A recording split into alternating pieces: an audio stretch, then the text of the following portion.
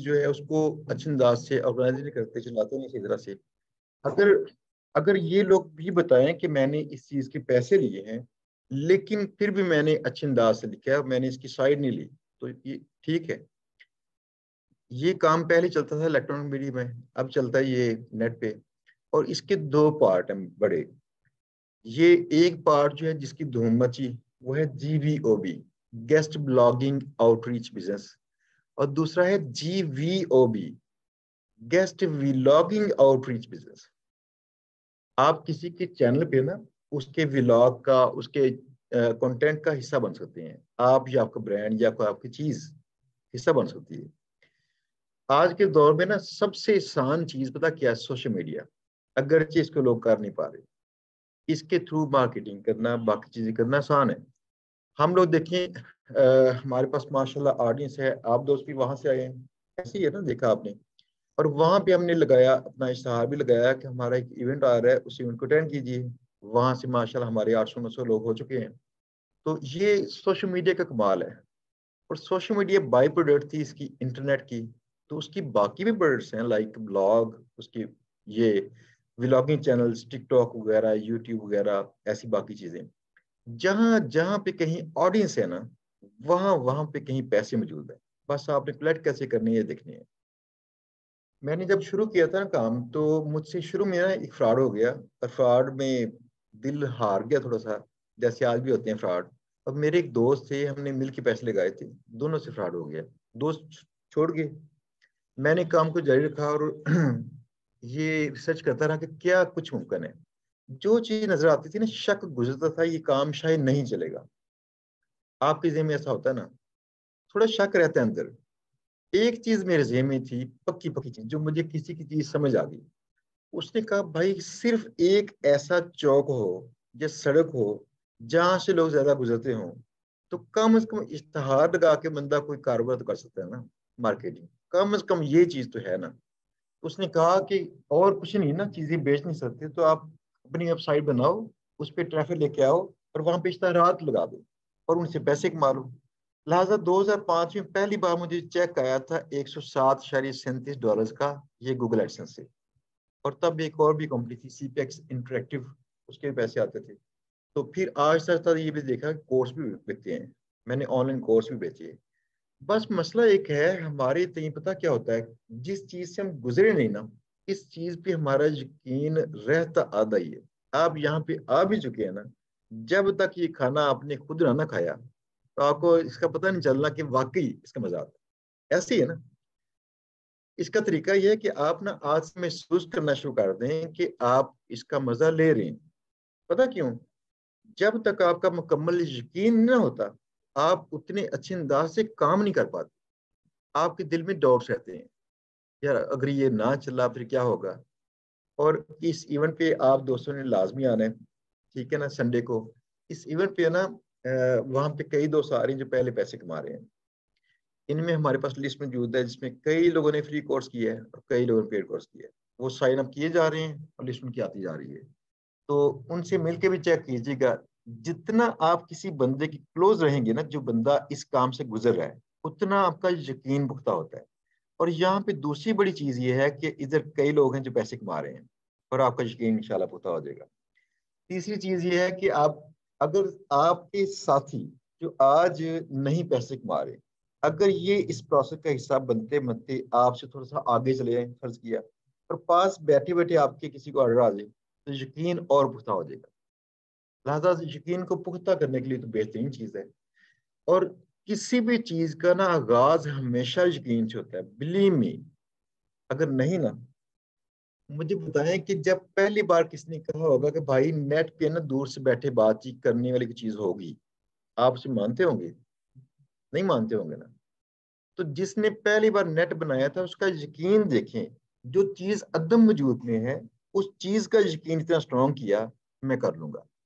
जब पहली बार किसने कहा चांद पे लोग चले जाएंगे, जाकर रहायश भी करेंगे, आपने माना? आप सिर्फ इससे पहले देखें, यकीन करें, मैं आप में से शामिल हूँ, मैं कौन से बाहर से आया हूँ। मुझे पहली बार जहाज पे बैठ के पता चला, मुकम्मल यकीन आया, उठता है वाकई। ऐसे ही होता है ना, हम उस प्रोसेस से गुजरते हैं ना, फिर यकीन आता है। तो तब तक मुकम्मल यकीन नहीं आ रहा होता, थोड़ा सा। जैसे हम कहते हैं ना ईमान की कमी, हमारी ऐसी होती है। ईमान की कमी की सूरत हाल ये है, अगर किसी बंदे को 100% यकीन हो जाए कि रब ने क़यामत का हिसाब लेना है, तो यकीन कीजिएगा ये सारे लोग नेक हों। इससे मुराद ये है कि हमारे अंदर ना कहीं डाउट्स रहते हैं, बात नहीं करते हम, हमें लगता है शर्मिंदगी होगी। इससे कहते हैं ईमान की कमजोरी। ये ईमान की जो कमजोरी है ना, हमारे अल्लाह के साथ से जो राब्ता है उससे लेके शुरू होती है, और उसकी दुनिया में जो किसकी बनाई हुई है, इसका हर एक अमल उससे लिंक्ड है। आप जितने वसूख से चीजों को देखते हैं ना, और सोचते हैं और ख्वाहिश करते हैं, उतनी ही ज्यादा चीजें ना आहिस्ता आहिस्ता रास्ता आपको बनना शुरू हो जाएगा। मैं आपको ना इस क्लास के शुरू करने से पहले थोड़ी सी अपनी राय दे दूं, जो लुब्बे लुबाब है पूरी लाइफ का। और मैंने कल क्लास, जो दूसरी क्लास थी, दूसरा बैच था, इसमें बताया था मेरी जिंदगी में अल्लाह के करम से मौजूद ही हुए पड़े हैं। मैं खुद हैरान था कैसे हुए हैं। ये इससे यकीन आता है कि खुदा रहीम व करीम है, और अगर इंसान की बस की बात ना होगी ना, तब भी उसके हाथ से कुछ काम होते हैं। ये किस जगह से शुरू होती चीज, यहाँ से। हुआ ये था कि मेरे पास पैसे नहीं थे, लैपटॉप नहीं था, कंप्यूटर नहीं था, मैं कंप्यूटर जानता भी नहीं था। अगरचे पहले कंप्यूटर था मेरे पास कोई 88 में, वो ना उसकी हार्ड ड्राइव थी ना उसकी फ्लॉपी थी। जब लाइट गई तो उसका प्रोग्राम खत्म, और ना उसका माउस था, बस कीबोर्ड था और बस टाइप करो। ऐसे का पुराना सा कंप्यूटर था एक मेरे पास, लिहाजा बेसिक प्रोग्रामिंग की। लेकिन मॉडर्न कंप्यूटर्स का इतना फर्क था जैसे उसे जानते ही नहीं। मुझे माउस का इस्तेमाल आता नहीं था, यानी ये हालत थी। ऐसी हालत में ना एक मुझे कोर्स स्कॉलरशिप मिला। मेरी एक आपी थी, उन्होंने, प्रिंसिपल थी स्कूल की, मुझे रेफर किया। और मैं गरीब था, तो उन्होंने मेरी ना थोड़ा सा करके कि इसका नाम शामिल करें, उसका टेस्ट ले लें और साथ में ऐसे इंटरव्यू करें। वो किया, टेस्ट लिया, मैं पास हो गया। इंटरव्यू लिया तो पास हो गया। ये फैसलाबाद की कोई एनजीओ थी जिसने लाहौर में एक प्लान शुरू किया था हमारे इलाके में। लेकिन मसला ये आया, 10,000 का कोर्स तो मुझे माफ हो गया, लेकिन 265 रुपये वो कह रहे थे कि जमा करवाएं सिर्फ रजिस्टर करने के लिए। ये नहीं थी पास मेरे। अब आप अंदाजा करें कि जो बंदा बिना हो ना नामली ये करता है, अच्छा मेरे पास तो है नहीं, मैं कैसे करूं।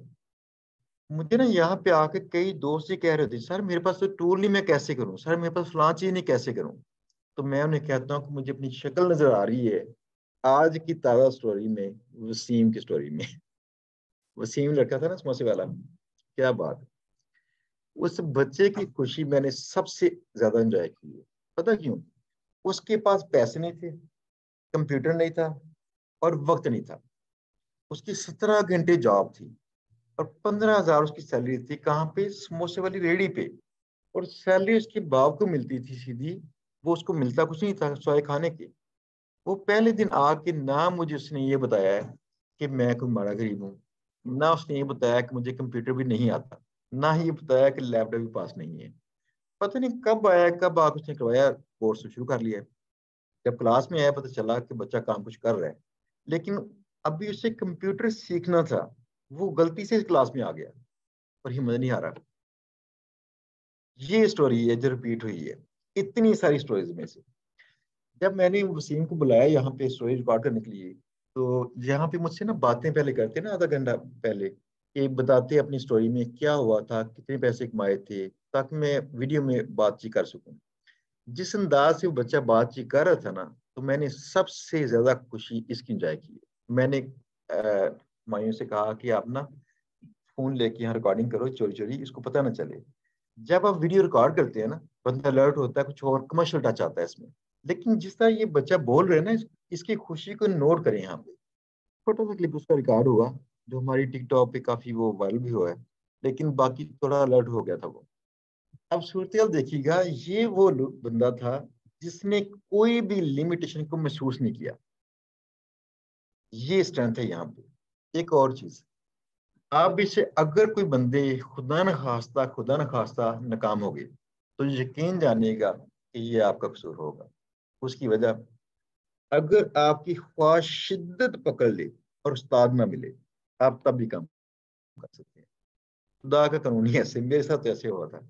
मेरे पास, मैं कोर्स नहीं कहीं कर सका, मैं कहीं से पढ़ा नहीं था तब। और मैंने नेट कैफे में जाकर ना 1 घंटे के पैसे पे करके 35 रुपीज उन दिनों थे, तो मैंने उनके कंप्यूटर पे सीखना करना, और फिर किस्तों पे नोमी से क्या कि मैंने लिया था अपना कंप्यूटर। वो जिनसे लिया था कंप्यूटर यहाँ मौजूद है। इतने साल पहले ये हुआ था। लिमिटेशंस को महसूस नहीं किया था। हर वो चीज जो अंदर ज़हन में आ रही थी, मैं कह रहा था इसका रास्ता ढूंढो, रास्ता ढूंढो, रास्ता ढूंढो बस।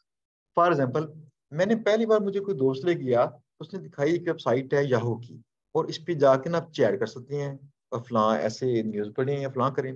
मैंने उससे सवाल किया, यार ये वेबसाइट बनाता कौन होगा? तो वो कहता है शायद ही पाकिस्तान में एक दो बंदे होंगे। मैंने कहा अच्छा, इतनी इंपॉर्टेंट चीज है, फिर तो मैं सर्च करूंगा ऐसे। 2-4 माह के बाद ना मुझे इत्तेफाक हुआ कि नेट के ऊपर, मैंने कहा जेन में बात आई, सर्च तो करूं कैसे बनाते हैं। तो अब मुझे ये प्लस पॉइंट था कि मेरी इंग्लिश थोड़ी बेटर थी। मैंने लिखा how to build a website, तो मुझे टॉप पे नजर आई याहू जियोसिटीज। याहू जियोसिटीज इनकी अपनी सर्विस थी। उसी से आगे बढ़ते बढ़ते पता चला कि 2 दिन के अंदर मैंने इसको सीखा, साइट बनानी कैसे है, बेसिक से। मैंने कहा अच्छा, जो काम ये कह रहा था पाकिस्तान में 2-3 लोग करते हैं, मैंने तो कुछ कर लिया। इसने इनकरेज किया, अब मैंने मजीद काम करना शुरू कर दिया, इसका प्रोग्रामिंग और बाकी सब कुछ शुरू हो गया। इसके रास्ते में कोई रुकावट मुझे महसूस नहीं हुई। ये तखय्युल की बात है बस, पक्का यहाँ पे तो हो जाएगा। दूसरी बात एक और है कि क्या तालीम आपकी इसके लिए लाजमी क्या नहीं है, इसको भी जहन से निकाल लीजिएगा। जज्बा लाजमी है, और शिद्दत लाजमी है, और इस्तिकामत लाजमी है। हाफिज सलमान मलिक ने मेरी बात गलत साबित कर दी थी पुराने वाली तालीम की। वो बात ये थी कि मेरे पास पहला बैच था जिसमें पेड स्टूडेंट जो थे ना, वो आए थे 10 लोग, और एक खातून थी, मुल्तान से टल किया उन्होंने। तो मैं इनके ऊपर मेहनत कर रहा था, इनको किसी एक को ऑर्डर आ जाए, लगातार ये अच्छा ये करो, ये करो, अच्छा ऐसे करो, हर तरीका उनसे आजमा रहा था। और हाफिज सलमान मेरे पास एडमिशन लेने आया था, और मैंने जब पता किया ये बच्चा 8वीं क्लास में पहली बार स्कूल गया था, इससे पहले मदरसे में था, तो मुझे लगा ये बच्चा कर नहीं पाएगा।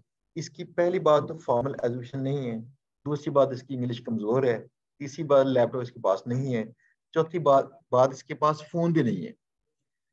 वो अपने ना मदरसे किस बच्चे के साथ बैठ के ना, तो रोजाना थोड़ा लैपटॉप इस्तेमाल करना या थोड़ा ऐसे कर रहा था, थोड़ा बहुत उसने सीख लिया जाता था कैसे इस्तेमाल करना है। मैंने इस बच्चे का दिल ना तोड़ने के लिए उसे कहा कि बेटा तुम फ्री कोर्स करो। आप अंदाजा कीजिएगा, उस बच्चे का जी सर, लाहौर की उस साइड से ट्रेवल करता था, वो मेरे पास आया इधर इस साइड पे, दुनिया दियो नुकर। वहां पे जाकर उसने मुझसे जब पूछा, मैंने कहा बेटा तुम फ्री कोर्स करो। फ्री कोर्स शुरू कर दिया। 10वें दिन उसने मुझे कॉल की, सर मुझे ऑर्डर आ गया है, पता नहीं लगाना कैसे है। मैंने कहा भाई तू तो शेर है, आजा मेरे पास। वो मेरे पास आ गया, उसका मैंने ऑर्डर लगवाया और दिखाया सारी क्लास को, और उसको कैसे लगाते हैं। बच्चा हैप्पी हो गया, उसको फ्लो पता चल गया। फिर आगे उसने कई मुर्गे ज़िबा किए। अब सूरत हाल देखें, जो लोग सारे पढ़े लिखे थे मेरे पास, इनमें से नहीं हो सका। अब क्या कहेंगे, ये खुदा की रहमत कहेंगे इसे, या आप इसे इस्तिकामत कहेंगे, जज्बा कहेंगे, क्या कहेंगे? सब कुछ कहेंगे। ये वही चीजें चाह थी। इन चारों को बस ख्याल करें, इंशाल्लाह देखें क्या होता है। एक और बात यह है कि जिंदगी में ना जो भी चीज इंपॉर्टेंट है ना, उसकी प्राइस होती है।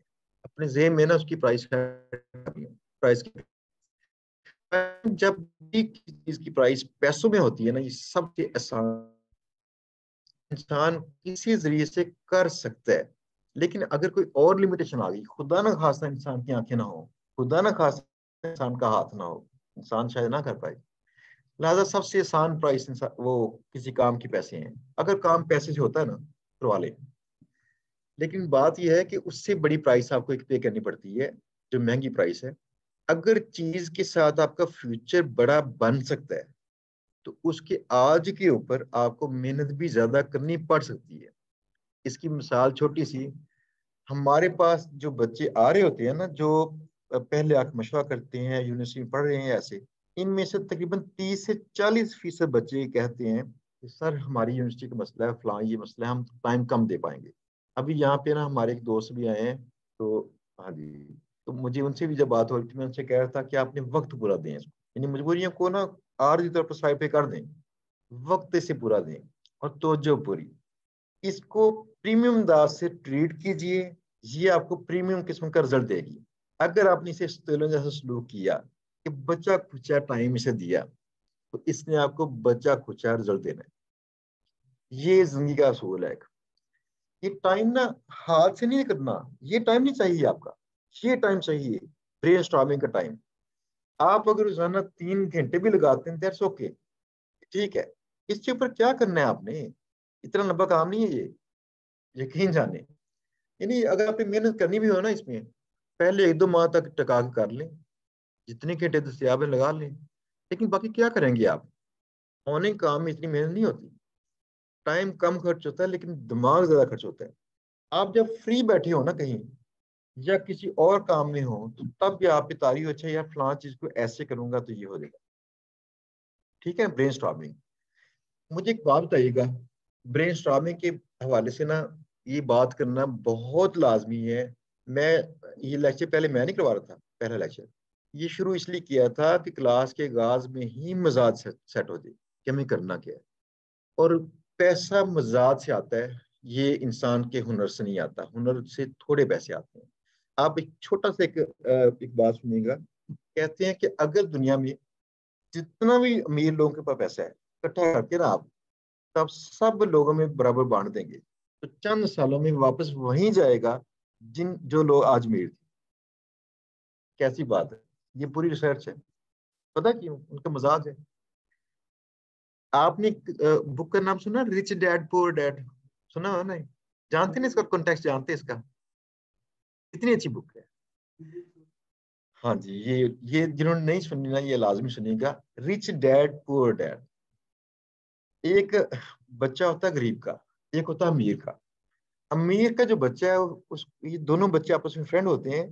तो अमीर बंदा जो है अपने बच्चे के दोस्त को भी साथ बिठा के कई बार समझाता है ऐसा नहीं करना, फलां ऐसे करना, मजाक जरूर करता है उसका। ये क्या था, मतलब रियाज साहब जो है ये तो अनपढ़ हैं, लेकिन आपको शायद इनका पता नहीं पैसा कितना है इनके पास। बताओ, थोड़ा सा बताओ। ले सुनिए जरा, थोड़ा सा सुनिए जरा।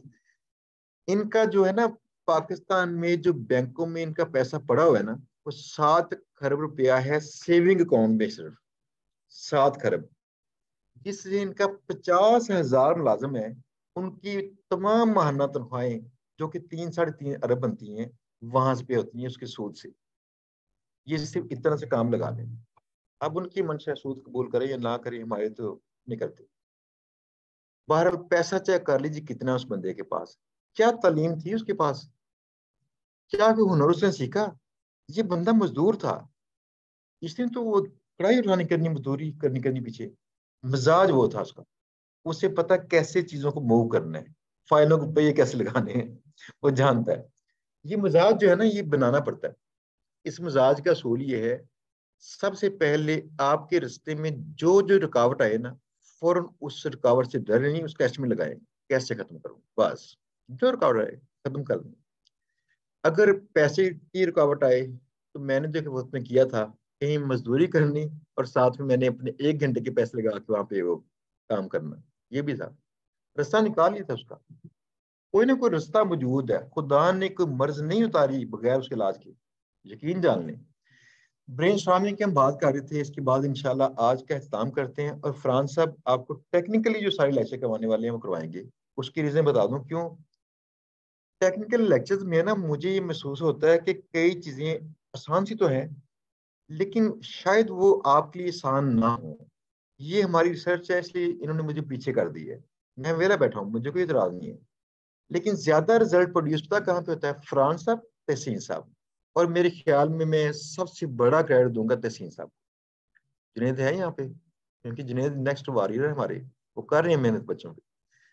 तहसीन साहब ने बहुत मेहनत की है, यकीन करें। पर्सनल मैटर्स में के ना ऐसे सबके मसले, अच्छा ये कर लें, अच्छा ये कर लें, तो वेलफेयर के तौर पर ये काम किया। अच्छा, ब्रेन स्टॉर्मिंग की लास्ट बात, मैंने पिछली क्लास में एक सवाल किया था।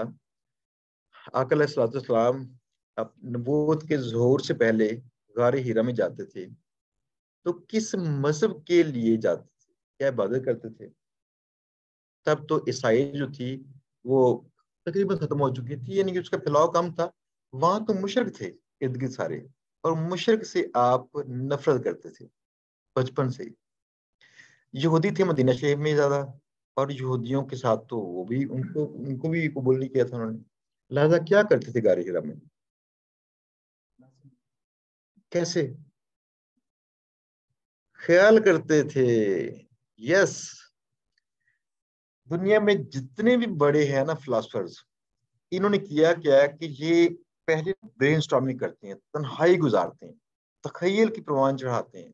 उससे खुदा उनकी ना सोचों के अंदर अल्हामी कफीर पैदा करता है और कई मसले हल करवाता है। जितने भी फिलोसफर्स हैं, तो खुदा को ये मंजूर ही नहीं था कि मेरा पाक नबी और सबसे अहम नबी, उनके अंदर ये कमी रहे। लिहाजा उन्होंने ट्रेनिंग बचपन से लेकर ऐसे की, हर चीज माकूल।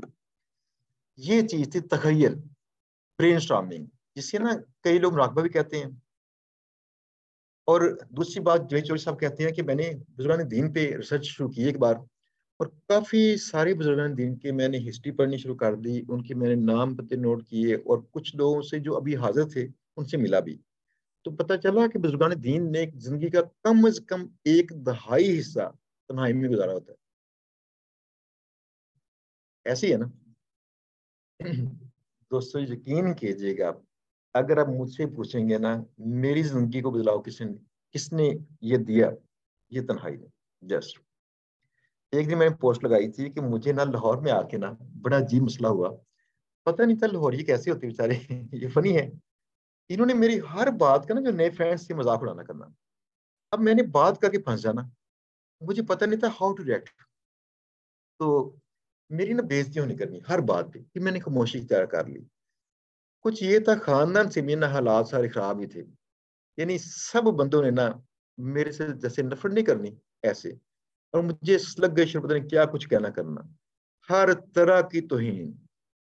अब बंदा ना करता क्या, आज सर द्वार सा लग जाता। तो मेरा वो हाल हुआ कि मैंने तन्हाई इख्तियार कर ली। तन्हाई इख्तियार करके ना, तो मुझे शौक था बचपन से ना दो चीजों का। ये मुझे क्रेज था, एक थोड़ा मौसीकी का शौक था, सुनने का। और दूसरा ये था कि वो इलेक्ट्रॉनिक्स का, नई नई चीजें बनाने का। तो मैंने तन्हाई में ना तजर्बे करते रहना करना। आप यकीन जानिएगा कि इस तरह के काम करते करते ना ज़हन में बकायदा बातें उतरती थी, अच्छा आप भी इसे ऐसे कर लो, जो मसला फंस गया है। तब मुझे ना सांस होना शुरू हुआ, और मैं इसको डिस्कवर नहीं कर सका था कि ये सारे काम कैसे कैसे हो रहे थे। अल्लाह ने ना कई हुनर ऐसे अता कर दिए। यानी अब जो बंदा मुझसे मिलता है ना, मैं कभी अपनी मार्केट नहीं करता, मुझे कौन से सेल करने हैं हुनर सारे। लेकिन होता ये, सारे बंदे हैरान ही होते हैं कि आप ये भी जानते हैं, ये भी जानते हैं। और बिलीव मी, इन सारे कामों में उस्ताद कोई नहीं मेरा।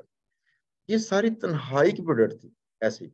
तो उसमें पता चला कि ये इंसान की ना, ये ब्रेन स्टॉर्मिंग की जो ताकत है स्ट्रांग होती है। दिमाग की ताकत, वर्जिश है ना, एक होती है, आप उल्टे लटकें, खून की जो दौरानियां खून है बड़े जरा। लेकिन जेहन तो एक वो तखयलाती चीज है, इसकी वर्जिश क्या होगी? ये फिजिकल नहीं होता। जेहन की वर्जिश सिर्फ सोचिए। अगर ज्यादा सोचते हैं आप, जेहन ग्रो करता है। तो आपने सोचने की आदत डाली अपने काम के मुतल्लिक, देखें क्या होता है। तो ये काम करेंगे इंशाल्लाह, आपके सर पे सवार रहेगा काम। इसके वो रास्ते निकालेंगे जो कई लोग रास्ते निकाल नहीं पाए। हमारे ना कुछ स्टूडेंट्स ने कुछ वो काम किए जो हम भी निकाले, यानी नए नए एंगल से सोचा है उससे। जैसे ये अपना जुनेद है यहाँ पे। जुनेद ने क्या किया कि मुझे चूंकि शौक नहीं स्पोर्ट्स का, तो इनको शौक था क्रिकेट का। तो इन्होंने जब देखा वो क्या है, 2020 वाली जो आती है, हाँ, फीफा, नहीं नहीं, जो क्रिकेट वाली आती है 2020 वाली, कोई ऐसा मैच होता है इनका। वो मैच कहीं आ रहा था ना अभी 2-3 माह पहले, या कोई ऐसे। तो इन्होंने स्पोर्ट्स के ऊपर ना गेस्ट पोस्टें ऑफर करनी शुरू कर दी। तो इससे पहले ना कभी हमारे जहन में ख्याल था कि ऐसा हो सकता है, ट्राई नहीं किया था इसे। क्योंकि पता नहीं उनको गेस्ट पोस्टों की जरूरत शायद ना हो, बहुत तरह मार्केटिंग करते हो। इन्होंने लगाई वहां पे गेस्ट पोस्ट लगा दी इसकी, और फाइवर से इनको बड़े ऑर्डर मिलने शुरू हो गए। वहां से कम लोग मिलते हैं। तो इनको पता चला कि थोड़ा सा चेंज भी करें हट के। तो कल बड़ी मजे की बात हुई। एक मीटिंग थी हमारी स्पीकर्स के साथ कल। हसीब खान साहब जो टीवी पे एक्टर भी हैं और मोटिवेशनल स्पीकर भी हैं, और यूनिवर्सिटी जो है ये वाली सुपीरियर, वहां पे पीआर के भी हैं। हसीब खान साहब मेरे साथ बैठे थे, तो हम ऐसे डिस्कशन कर रहे थे मोटिवेशन की, बाकी सारी। कहते हैं मसला ये है कि हम सब ना टॉप वन बनना चाहते हैं, मैं सबसे टॉप पे हूँ, और हम ओनली वन बनना नहीं चाहते। अगर सिर्फ आप ही प्रोवाइडर हो उस चीज के और लोगों की जरूरत हो, तो बंदे आपके पास ही आएंगे। मैंने इस बात को वाकई इंजॉय किया। क्यों इंजॉय किया? बात तो बड़ी आम सी थी, लेकिन जब तक शायरी भी आपसे रिलेट है ना करे, मजा नहीं आपको आता। जिंदगी में पहला मैंने कोर्स बेचा था मोबाइल फोन रिपेयरिंग का, ऑनलाइन। और इस दुनिया में अकेला बंदा मैं था जिसका कोर्स ऑनलाइन था। आज भी उसकी मेलें पड़ी हैं, जो मेरे सारे वो शागिर्द थे, उनको सर्टिफिकेट्स दे रहा था मैं यहाँ से, पाकिस्तान से, बाहर भी। जैसे वो एग्जैक्ट नहीं थी कंपनी, जाली डिग्री वाली तो वैसे इनको कोर्सेज करवा के, तो प्रैक्टिस के लिए सीडीज वगैरह भी और बाकी चीजें दे रहे थे इनको। अब उस वक्त चूंकि मैं ही था ना इकलौता बंदा जो ऑनलाइन काम कर रहा था, बाकी सबके ऑफलाइन सेटअप थे। तो आप देखिए, आज लोग पेपाल पे सारे राजी होते हैं, तब भी पेपाल मौजूद था, राजी उसी पे होते थे। क्रेडिट कार्ड कंपनियां कम थी, पे नहीं था ही नहीं। लेकिन मैंने उनको इंतहाई रिस्की पेमेंट मेथड जो थी वेस्टर्न यूनियन, पैसे लेके चाहे भाग जाओ, अगला बंदा क्लेम कर ही नहीं सकता, आपने उसको चीज या सब्सिडी नहीं दी, तब भी मुझे वहां पे करते थे। पता क्यों? और कोई चारा नहीं था। तो बी ओनली वन, अपनी फील्ड में बी ओनली वन। इस ओनली वन का रास्ता जो कल फ्रांस में मीटिंग की थी क्लास को और भी बेटर करने के लिए, और एक दो हमारी मीटिंग इंशाल्लाह इवेंट के बाद और हो रही हैं, ताकि मजीद बेहतर, हर क्लास हमारी पहले से बेहतर होनी चाहिए। हमारे ना राब्ते में एक लड़का है, वो लड़का इंडियन है, और ये 5-10 बड़ी वेबसाइट्स जो गेस्ट पोस्टें नहीं देती, तमाम अथॉरिटी साइटें गेस्ट पोस्टें नहीं देती, ये यहाँ पे ना बस वो अगर प्रमोशन नहीं करते और एज ए आथर आपकी प्रोफाइल अच्छी होगी तो एज ए आथर एसोसिएट कर लेते हैं आपको साथ में। वो लड़के ने ना इनके साथ जुड़ा हुआ है ऐसे 5-10 साइडों के साथ। अब वो महीने में ना एक एक दो दो आर्टिकल लिखना शुरू करता है, और प्लान करता है मैं किस मौजू पे लिखूंगा। और लिखने से पहले अपने नेटवर्क के अंदर बताता है, भाई मैं ये आर्टिकल लिखने लगा हूँ, इसमें इतने लिंक लगाऊंगा, और एक लिंक की प्राइस इतनी होगी, किसी ने करना है तो मैं लगे हाथ कर दूंगा इसमें। वो ऑथर है, गेस्ट पोस्ट नहीं करता वो खुद कंटेंट वैसे भी कर रहा है बड़ी साइटों के साथ, लेकिन लगे हाथ ना उस कंटेंट में जगह तो है लिंक लगाने की, कहते चलो ग्राहक मैं ढूंढ लूँ, ये प्लान किया है, इसमें इस तरह के लिंक्स आ सकते हैं, जगह ढूंढ लूँ। और वो $5,000 से 10,000 की उसकी पोस्ट एक होती है जो उसे पड़ती है, और वरना कोई 7 8 लिखता है बस। ये है इंडियंस, और हमें कम्पीट करना है इनको। इस क्लास में से हमारा अब ये है कि वो दोस्त जो थोड़ा सा आउटस्टैंडिंग काम करेंगे ना, इन दोस्तों को स्पेशल फोकस करेंगे, करवाएंगे इस चीज पे, क्योंकि पहली बार करवा रहे हैं, इससे पहले नहीं करवा रहे। और बाकी सब दोस्तों को उस काम पे ट्राई लाजमी करवाएंगे। उसके लिए जिन जिन दोस्तों की इंग्लिश अच्छी है ना, उन दोस्तों को हमने करना है कि उनकी कंटेंट राइटिंग की स्किल्स को थोड़ा सा पॉलिश करना है। इसमें इंशाल्लाह एक लेक्चर में, जब 2 लेक्चर जितने आपको चाहिए होंगे, एक्स्ट्रा कर लेंगे कंटेंट राइटिंग के ऊपर, कि उन साइटों को चाहिए क्या, उनकी डिमांड्स को पढ़ें कैसे, उसको पूरा करें कैसे, उनको सबमिट करें कैसे, और वहां पे लिखवाने के रास्ते कैसे खोलें। तो एक ये कंपेन हमने शुरू करनी है। अगर इस क्लास में से ऐसे हमारे दोस्त निकल आए जिन्होंने कोई ये लॉक ब्रेक कर लिया, तो ये क्लास के अंदर ही आपके लिए इंतहाई जबरदस्त मोटिवेशन होगी। पता कितना? आप एक साइड ब्रेक कर लें, मैं आपको महाना 1 करोड़ रुपए कमाना सिखाऊंगा। और दूसरी बात, जिसमें क्लाइंट्स आपको ढूंढेंगे, आप नहीं ढूंढेंगे क्लाइंट। मजे की बात, क्लाइंट आपको ढूंढेंगे, भाई प्लीज कैसे करेंगे। तो ये चैलेंज लेके इस बार काम करना है हमने आपको।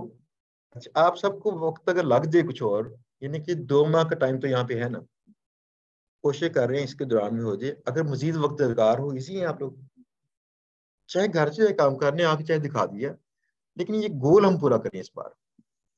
चले इंशाल्लाह बेसिक काम से स्टार्ट करते हैं। फ्रांस अब आ रहे हैं, अब बेसिक काम से हम स्टार्ट करते हैं आज से। इंशाल्लाह क्लास आपकी मुकम्मल हो जाएगी, इंटर्नशिप का आधा पार्ट चला जाएगा, फिर इस पे काम करेंगे। ठीक है ना? जबरदस्त। रब रख दोस्तों।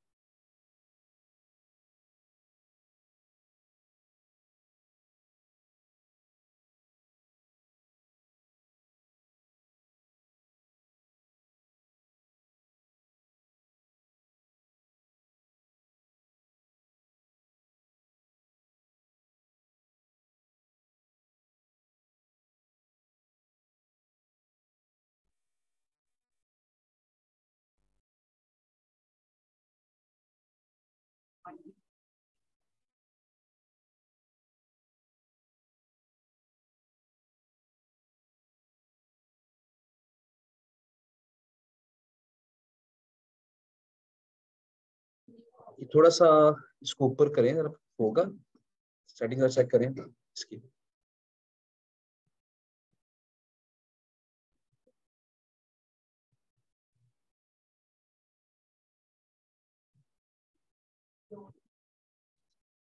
ऑलरेडी फुल ऊपर है, चलिए कल करवाते हैं इसको मजीद ऊपर। यहाँ तो कुछ बेहतर होगा मेरे ख्याल में विजिबिलिटी। अच्छा, आप क्लास में बैठे हैं, मैं नजर आ रहा हूँ लेकिन ये नजर नहीं आ रहा, ऐसे ही? तो जी जी जी ठीक है।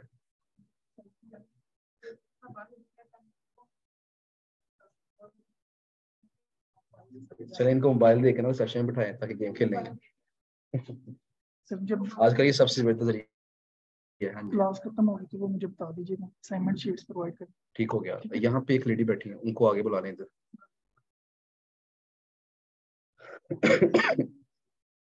मैं भी करता हूँ इसमें कुछ।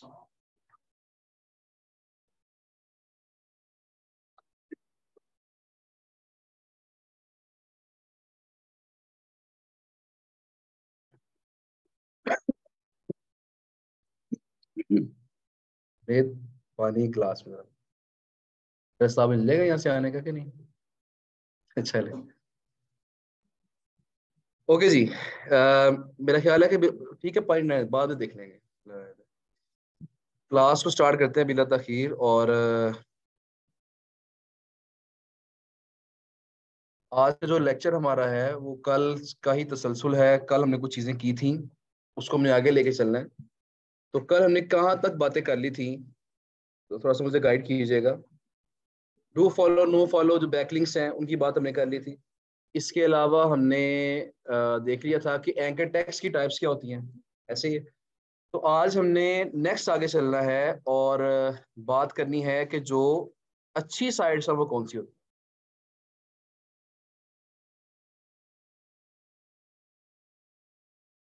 अच्छा जी,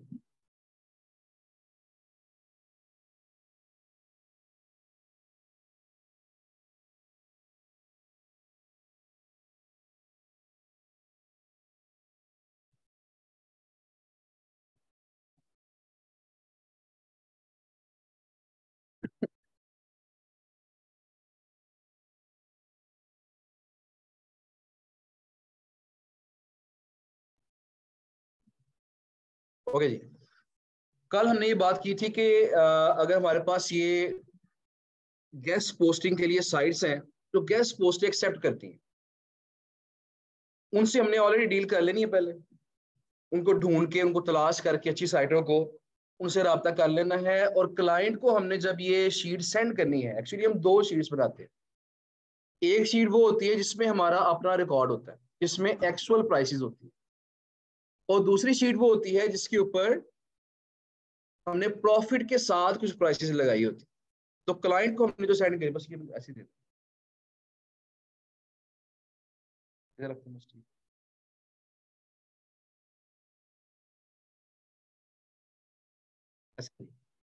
तो दूसरी शीट वो होगी जिसके ऊपर हमने अपने प्रॉफिट मार्जिन के साथ प्राइसेस लगा के फिर हमने क्लाइंट को वो सेंड करनी होती।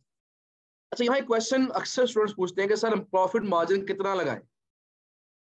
जरा पहले ये बात एक दफा सुन लें, क्योंकि ये बहुत ही कॉमन क्वेश्चन है। इसका जरा पहले आंसर मिल जाए आपको, फिर मैं आगे बताऊंगा कि अच्छी साइटें कौन सी होती हैं, उनको हमने सर्च कैसे करना है, अप्रोच कौन सा कैसे करना है, क्लाइंट को किस किस तरह की साइटें पसंद आती हैं। मेरा ख्याल है जरा मैं सबके जो कैमराज हैं वो ऑफ कर लूँ ताकि जरा कम्युनिकेशन बेहतर रहे। ओके जी। तो अब होता दरअसल ये है कि स्टार्टिंग में हम कोशिश करते हैं कि चाहे हमें एक गेस्ट पोस्ट में से सिर्फ $1 बचे, लेकिन हमें ऑर्डर मिलना चाहिए। स्पेशली फाइवर के ऊपर, फाइवर पे या पीपल पर आवर पे, एसईओ क्लर्क पे, अपवर्क पे, ये जो फ्रीलांस प्लेटफॉर्म्स है ना, इन पे हमने इंशाल्लाह बात करनी है। इनका पैटर्न ये होता है कि जिस बंदे को, जिस फ्रीलांसर को ऑर्डर्स मिलते रहते हैं ना फ्रीक्वेंटली, उसकी रैंकिंग बेहतर रहती है इन प्लेटफॉर्म, और जिसको ऑर्डर नहीं मिलते उसकी रैंकिंग डाउन हो जाती है। मैं भी आज एक हमारे दोस्त थे, छोटे भाई, उनके क्लास फेलो हैं, वो मुझसे कुछ डिस्कशन करने आए इस हवाले से। उन्हें बताया था कि फाइवर जो है, जब फाइवर पे हम गिग बनाते हैं ना, तो फाइवर हर बंदे को एक दफा लाजमी मौका देता है पहले पेज पे आने, रैंक करने का। हमें भी हमें रैंक करना पड़ता है पहले पेज। अगर आप ऑर्डर ले लें, आपको ऑर्डर मिल जाए, तो आपकी जो पोजीशन है वो स्टेबल हो जाती है। और अगर आप ऑर्डर ना ले पाए, आप इंक्वायरी आपको आई है, आप क्लाइंट को सेटिस्फाई नहीं कर पाए, उसे कायल नहीं कर पाए, तो आपकी जो रेपुटेशन है वो खराब हो जाती है और आपको वो दूर फेंक देते हैं। तो स्टार्टिंग में जब जो कुछ स्टार्टर्स हैं, फ्रेशर हैं, तो हमें क्या जरूरत है, सिर्फ ऑर्डर पकड़ने हैं। हमें चाहे $1 बचे, चाहे कुछ ना बचे, ऑर्डर्स पकड़ने शुरू। इसलिए जब आपने नई शीट अपनी बनानी है और आपने क्लाइंट के साथ शेयर करनी है, तो अगर एक्चुअली डील आपकी $10 में हुई है, तो आप 15 लगा के मैक्सिमम उसको आप सेंड कर दें।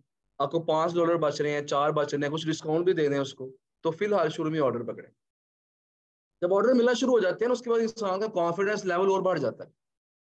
फिर ऑटोमेटिकली ना चाहते हुए भी ये इंसान की जो टोन है उसमें एक कॉन्फिडेंस आ जाता है, और यही जो कॉन्फिडेंस है ना, वो फिर क्लाइंट को सेटिस्फाई करने में आपकी हेल्प करता है। तो शुरू में आपने सिर्फ मैक्सिमम $5 का प्रॉफिट रख के पहले 2 3 4 5 ऑर्डर मुकम्मल करें, उसके बाद अपनी प्राइसेस को अपडेट कर दें। अच्छा, मैं क्या करता हूँ, मेरी क्या स्ट्रेटेजी होती है, स्टार्टिंग में मैंने भी ऐसे किया कि अपनी शीट के अंदर ज्यादा प्रॉफिट रख दिया, 33% प्रॉफिट रख दिया। मैंने एक सिंपल फॉर्मूला लगाया गूगल शीट के अंदर कि हर प्राइस में मैंने 33% वैल्यू ऐड कर दी, या 30% वैल्यू ऐड कर दी, प्रॉफिट ऐड कर दिया, क्लाइंट को सेंड कर दिया। अब मैं क्लाइंट को सेंड कर रहा हूँ, मुझे ऑर्डर ही नहीं मिल रहे, क्योंकि फेसबुक पे अक्सर सस्ती गैस पोस्ट सेल होती, ज्यादा पे करने वाले लोग नहीं होते, ऑर्डर ही नहीं मिल रहे। मैंने फौरन अपनी प्राइसेस को कम किया और कम करके वहां से ऑर्डर ले लिया। उसके बाद फिर क्या हुआ कि जब मेरे पास ऑर्डर आना शुरू हो गए, कुछ क्लाइंट मेरे साथ अटैच हो गए, फिर मैंने अपनी प्राइसेस को बढ़ा दिया। अब मैं क्या करता हूँ, चूंकि मेरा एक्सपीरियंस हो गया है और जो लोग काम कर रहे हैं उनका एक्सपीरियंस हो जाता है वक्त के साथ साथ, और अगले बंदे की टोन से ही अंदाजा हो जाता है कि ये बंदा ज्यादा पैसे पे करने वाला है कि कम पैसे। अब जब भी मुझे इंक्वायरी आती है ना, तो मेरी एक शीट नहीं है, मैंने क्या किया हुआ है, मेरी जो अपनी पर्सनल शीट, इसमें एक्चुअल प्राइसेस लिखी हुई है, वो शीट मेरे पास मौजूद है। क्लाइंट को सेंड करने के लिए मेरी एक शीट नहीं है। क्लाइंट आता है, मुझे कहता है मुझे फलां साइडें चाहिए, मैं साइडें फिल्टर करता हूँ, और हर क्लाइंट के मुताबिक प्राइसेस लगा के उसको सेंड करता हूँ। मुझे पता चल जाता है ये बंदा $5 की चीज 50 में बाय करेगा, और पता चल जाता है ये बंदा $5 की चीज 6 में बाय करेगा, उसमें मैंने वो प्राइसेस लगा। तो क्लाइंट के मुताबिक फिर उसको हम एडजस्ट करके आगे सेंड करते हैं, क्योंकि अगर आप फिक्स रेट रख देंगे ना एक, तो हो सकता है वो क्लाइंट ज्यादा पे करने वाला हो, आपने उसको सस्ती सेल कर दें, या बाज का क्लाइंट कम पे करने वाला हो, आपकी ज्यादा प्राइस देके वो भाग जाए। इसलिए फिर हम क्या करते हैं, बाद में क्लाइंट टू क्लाइंट अपनी शीटें प्राइस चेंज करके उसको सेंड करते हैं, ताकि मैं अक्सर बताता हूँ कि कई साइडें ऐसी हैं $5 वाली, $10 वाली। तो एक साइड है $5 की, मैंने एक क्लाइंट को $6 में सेल की है पे गेस्ट पोस्ट, और वही साइड पे गेस्ट पोस्ट मैंने किसी दूसरे क्लाइंट को $45 में सेल की। तो किसी से हम $1 प्रॉफिट कमा रहे हैं, किसी से हम $40 प्रॉफिट कमा रहे हैं, एक ही साइड है, सेम साइड। तो ये चीजें आपके पास आएंगी एक्सपीरियंस के साथ। क्लाइंट से जब बातचीत करेंगे तो ऑटोमेटिकली आप जज करना सीख जाएं। तो फिलहाल आपने क्या करना है, फिलहाल आपका काम सिर्फ ये है कि आपने जब भी शीट तैयार करनी है, जितने भी डील आपकी हुई है, $5 का प्रॉफिट मार्जिन रखें उसके अंदर और सेंड कर दें, बस ऑर्डर पकड़े, ताकि आपका कॉन्फिडेंस लेवल थोड़ा अप। आई थिंक आसान हो रही है, आसान जरा सुन लें, उसके बाद कंटिन्यू।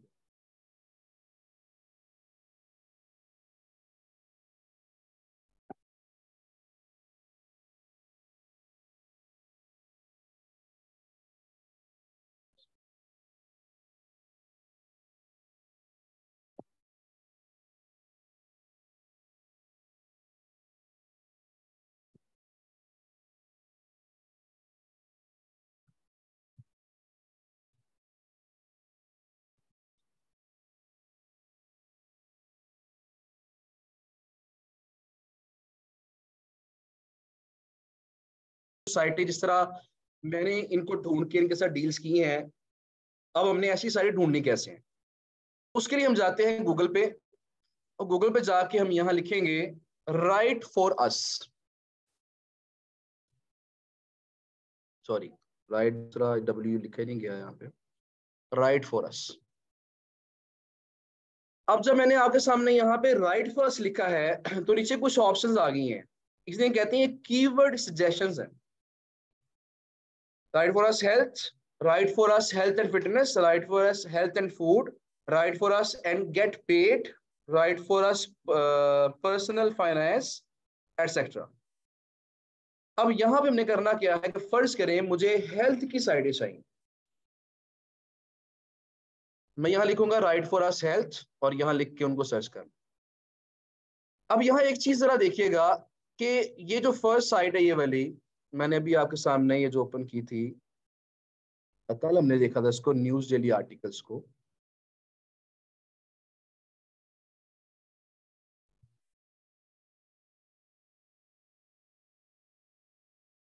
अच्छा जी, अब देखिए यहाँ पे आपके सामने यहाँ पे कुछ कैटेगरीज शो हो रही हैं। इन कैटेगरीज को हम बोलते हैं निशेस, निश। जब भी मैं निश बोलूंगा ना, आपने समझ आना है दैट मीन्स कैटेगरी। तो ये कौन सी निश है? ये बिजनेस है, एजुकेशन की निश है, एंटरटेनमेंट है, फैशन है, हेल्थ है, लाइफ है, टेक है, एटसेट्रा, बहुत सारी होंगी। अब यहाँ पे होता यह है कि वेबसाइट्स दो तरह की होती है। एक वेबसाइट्स होती है उन्हें कहते हैं जनरल वेबसाइट्स, या जनरल वेबसाइट्स का दूसरा नाम होता है मल्टी निश वेबसाइट्स। जनरल वेबसाइट्स कह लें या मल्टी निश वेबसाइट्स कह लें। अब मल्टी निश से ही आपको अंदाजा हो जाना चाहिए इससे मुराद क्या है, कि ऐसी वेबसाइट्स जिसके अंदर मल्टीपल निशेस हों, मल्टीपल कैटेगरीज के, बहुत सारी कैटेगरीज के आर्टिकल्स लगाने की ऑप्शन मौजूद हो, उन्हें बोलेंगे ये मल्टी निश वेबसाइट्स हैं, या फिर बोलेंगे इन्हें ये जर्नल वेबसाइट्स।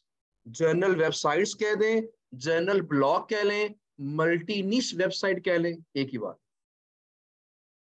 तो मुझे बताएं मैं इस वेबसाइट को क्या नाम दूंगा, कि मल्टी निश वेबसाइट या जर्नल वेबसाइट, ठीक है जी।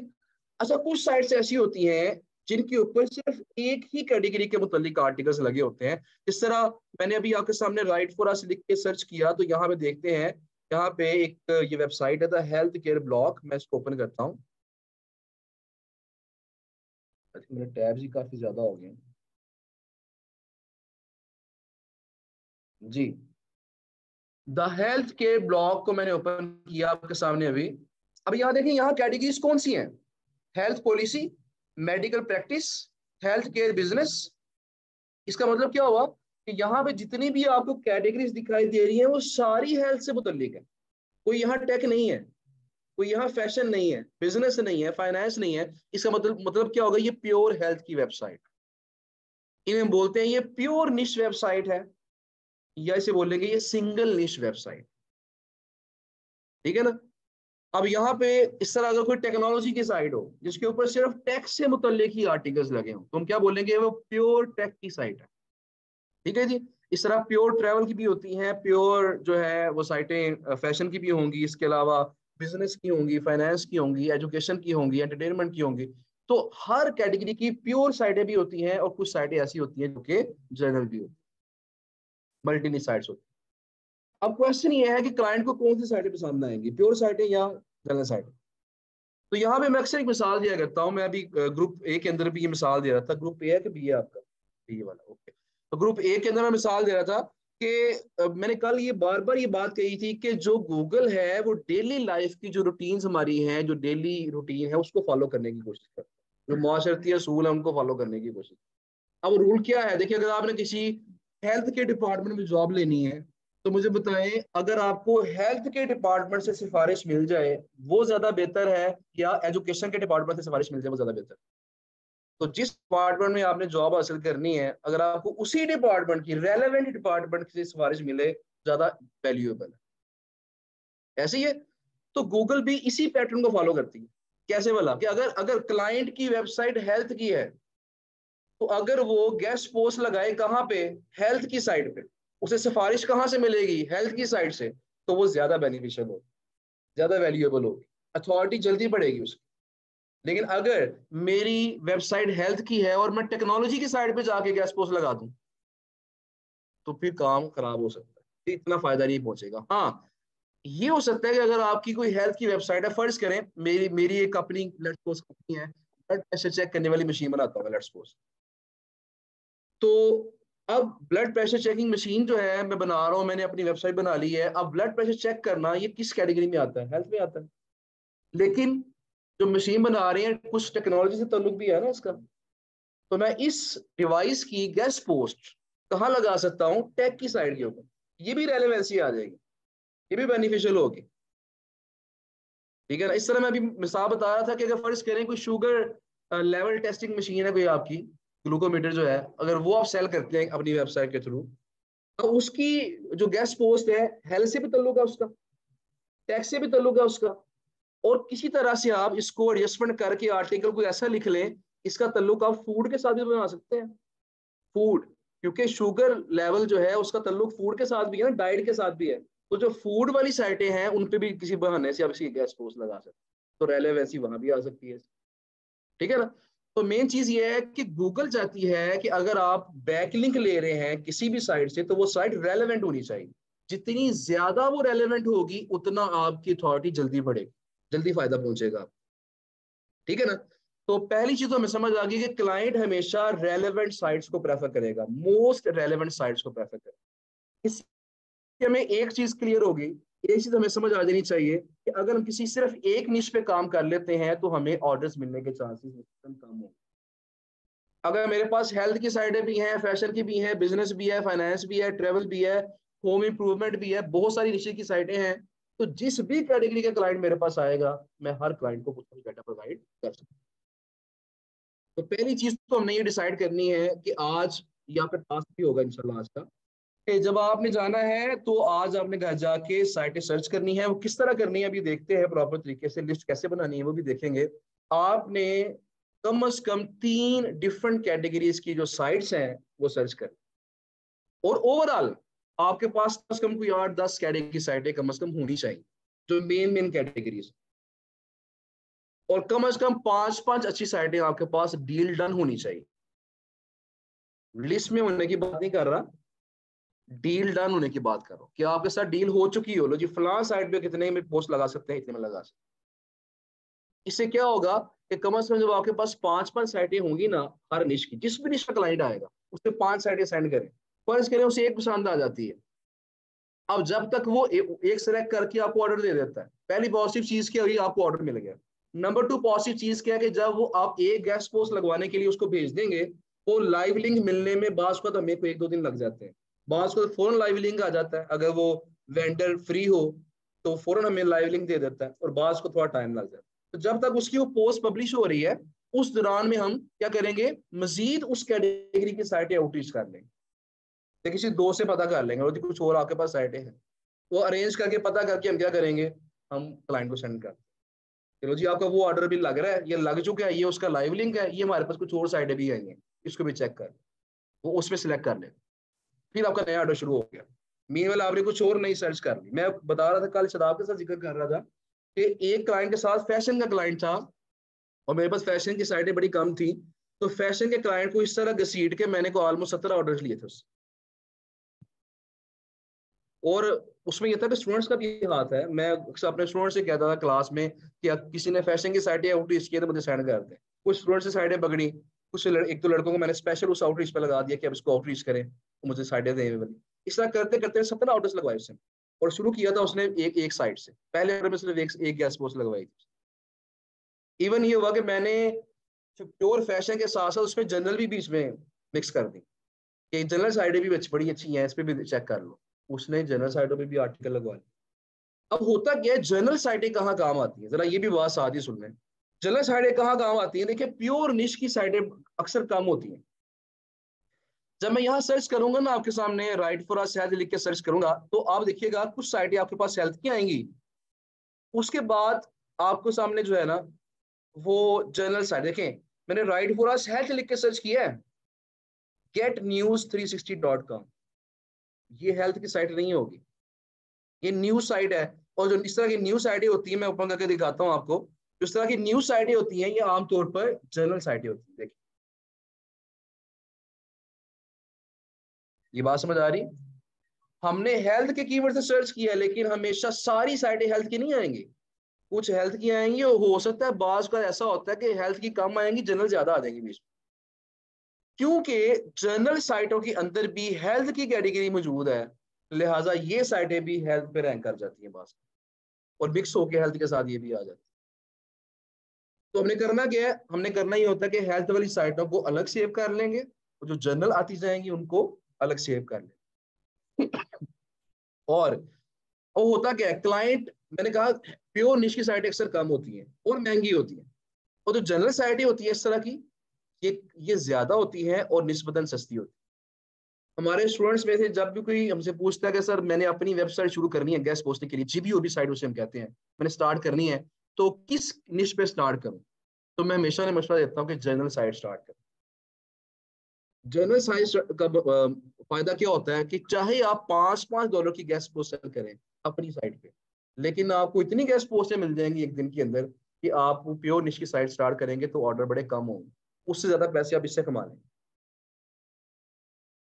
मैं पिछले बैच में मिसाल दे रहा था कि यहाँ पे मिलने के लिए हमारे एक पुराने स्टूडेंट थे जीबीओबी के, वो आए, उन्होंने कहा सर मैंने अपनी वेबसाइट शुरू की है, हम दोनों कजन्स ने मिलके और 2 वेबसाइट स्टार्ट की हैं, ने कंटेंट राइटर को हायर किया है और अब हम उस पर कंटेंट लगवा रहे हैं।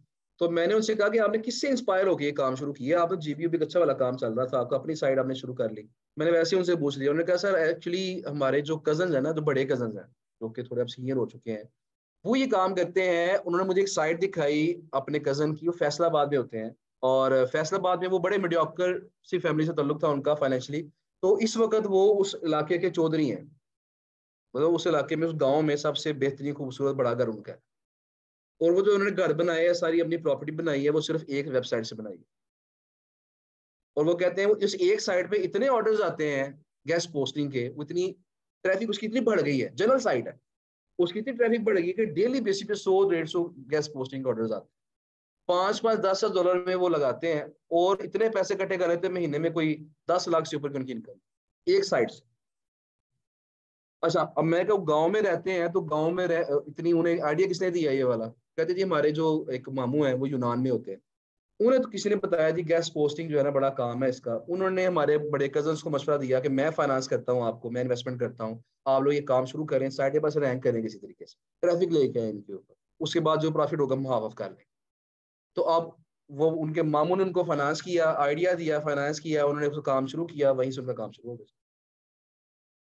अब उन्होंने साइडें बढ़ा दी हैं अपनी, उनकी इनकम और बढ़ गई है, अब उन्हीं को देखते हुए इन्होंने भी काम शुरू कर लिया, इनको भी उनके मम्मी फाइनेंस कर रहे हैं, आप भी अब कोई मामू ढूंढ रहे हैं अपने अपने, ठीक है, ताकि फाइनेंस कर सके आपको।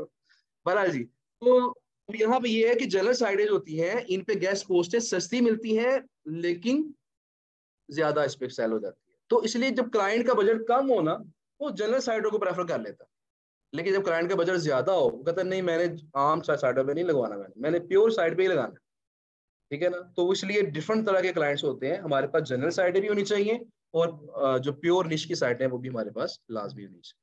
अच्छा जी, अब हमने क्या किया, राइट फॉर अस लिख के जब यहाँ पे सर्च किया, हेल्थ लिख के सर्च किया, तो हमारे पास साइटें आ गई। अब इनमें से कौन सी साइटें हमारे काम की हैं, जिनको हमें आउटरीच करना चाहिए और किन को आउटरीच नहीं करना चाहिए, किन को मेल्स करनी है, किन को मेल्स नहीं करनी, ताकि हमारा टाइम वेस्ट ना हो। ऐसा ना हो कि हम हल्की साइटों को मेल कर लें, टाइम हमारा वहां वेस्ट हो जाए, बाद में पता चले ये साइटें तो काबिल कबूल ही नहीं है क्लाइंट को। तो हमने पहले ही फिल्टर लगा लेना है। तो 4 फिल्टर्स हैं, 4 टेस्ट हैं, जिनसे गुजरने के बाद एक साइट हम फाइनल करेंगे। ठीक है जी, पहला टेस्ट हम यही कर लेंगे। आज से तकरीबन 1.5 साल पहले मैं नहीं ये नहीं करवाता था, मुझे भी इसका आइडिया नहीं था, क्योंकि मैं मैन्युअली करवाता था, लेकिन फिर मुझे अंदाजा हुआ कि इसका शॉर्टकट मेथड भी हो सकता है।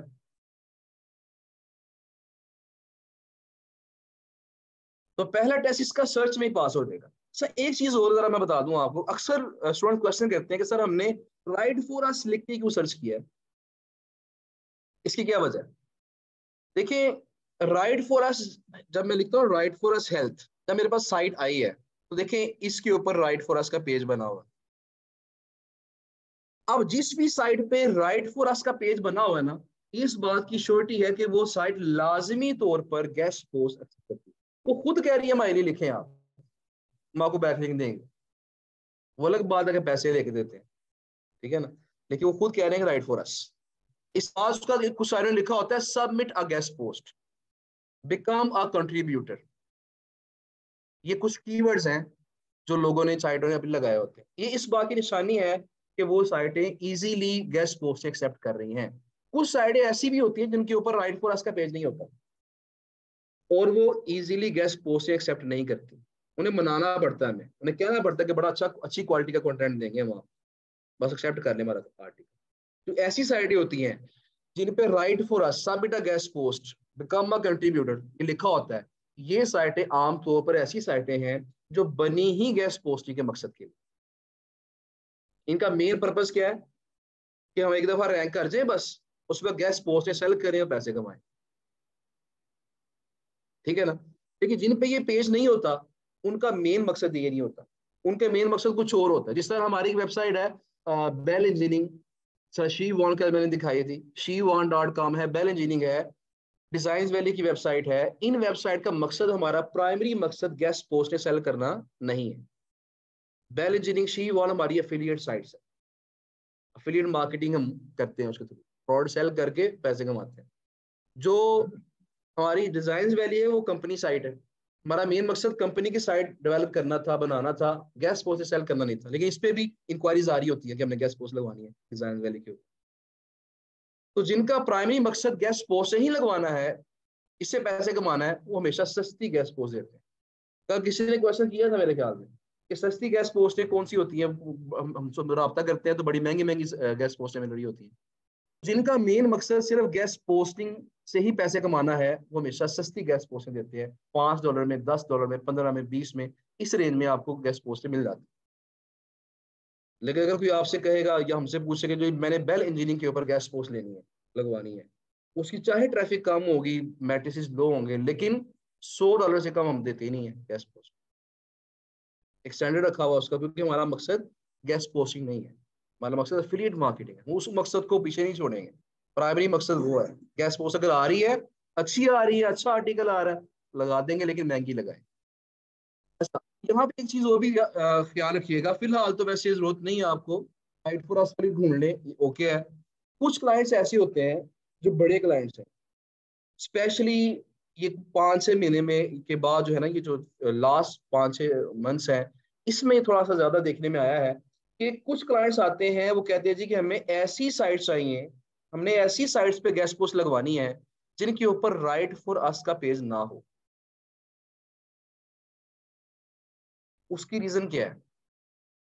जिसके ऊपर राइट फॉर अस का पेज है ना, वो डेली बेसिस पे बहुत गेस्ट पोस्टें लगेंगी उसकी, उसका मकसद ही गेस्ट पोस्टिंग लगवाना है। अब जो साइट जितनी ज्यादा गेस्ट पोस्टें प्रोवाइड कर रही है, बैकलिंक्स दे रही है, गूगल ने उसको पहचान लिया, पकड़ लिया उसको कि ये डेली बेसिस पे इतने बैकलिंक्स दे रही है, इतनी लोगों को ये गेस्ट पोस्टें लगा के दे रही है, तो ये डेफिनेटली गेस्ट पोस्टिंग साइट है। गूगल ने उसकी वैल्यू बैक एंड पे कम कर दी, बताया नहीं उसे, उसकी वैल्यू कम कर दी है बताए बगैर। अब जब भी कोई बंदा उस पर गेस्ट पोस्ट लगवाता है, अथॉरिटी ट्रांसफर होती है, लेकिन बहुत ज्यादा है, थोड़ी होती है। लेकिन जिसपे राइट फॉर अस का पेज नहीं है, सबमिट अ गेस्ट पोस्ट का पेज नहीं है, जो ज्यादा गेस्ट पोस्ट एक्सेप्ट नहीं कर रहे, उस पर कम कम गेस्ट पोस्टें लग रही हैं, तो गूगल ने उसको पकड़ा नहीं है, अभी पहचाना नहीं है। जब वो ऐसी साइड पे जब गेस्ट पोस्ट लगती है, तो चूंकि जो कम कम गेस्ट पोस्टें लगा रही हैं साइटें, तो वहां से अथॉरिटी ज्यादा ट्रांसफर होती है और ज्यादा जल्दी साइट रैंक होने के चांस। तो आजकल ही पिछले 6 माह बता रहा हूँ कि क्लाइंट्स काफी हमारे पास ऐसे आते हैं जो अक्सर कहते हैं जी कि हमें ऐसी साइटें चाहिए जिन पे राइट फॉर अस का पेज ना हो। लेकिन आपने इस चीज को फिलहाल ज्यादा ज़हन पे सवार नहीं करना। आप राइट फॉर अस लिख के सर्च करें स्टार्टिंग में, सबमिट अ गेस्ट पोस्ट लिख के सर्च करें, कुछ साइटें इकट्ठी कर लें, उसके बाद फिर अगले स्टेप की तरफ आएंगे हम, और इन पेजेस के बगैर जो साइटें हैं उनको सर्च करने की कोशिश करें, ठीक है जी। अच्छा, अब हमने राइट फॉर अस लिख के सर्च किया, साइडें आगे, फर्ज करें मैंने अगर हेल्थ की साइडें सर्च करनी है तो ये हो गया। अगर मैंने फैशन की साइडें सर्च करनी है तो क्या लिखेंगे? Right for us fashion. अगर मैंने टेक्नोलॉजी की साइडें सर्च करनी है तो राइट फॉर अस आगे टेक्नोलॉजी। जी जनाब।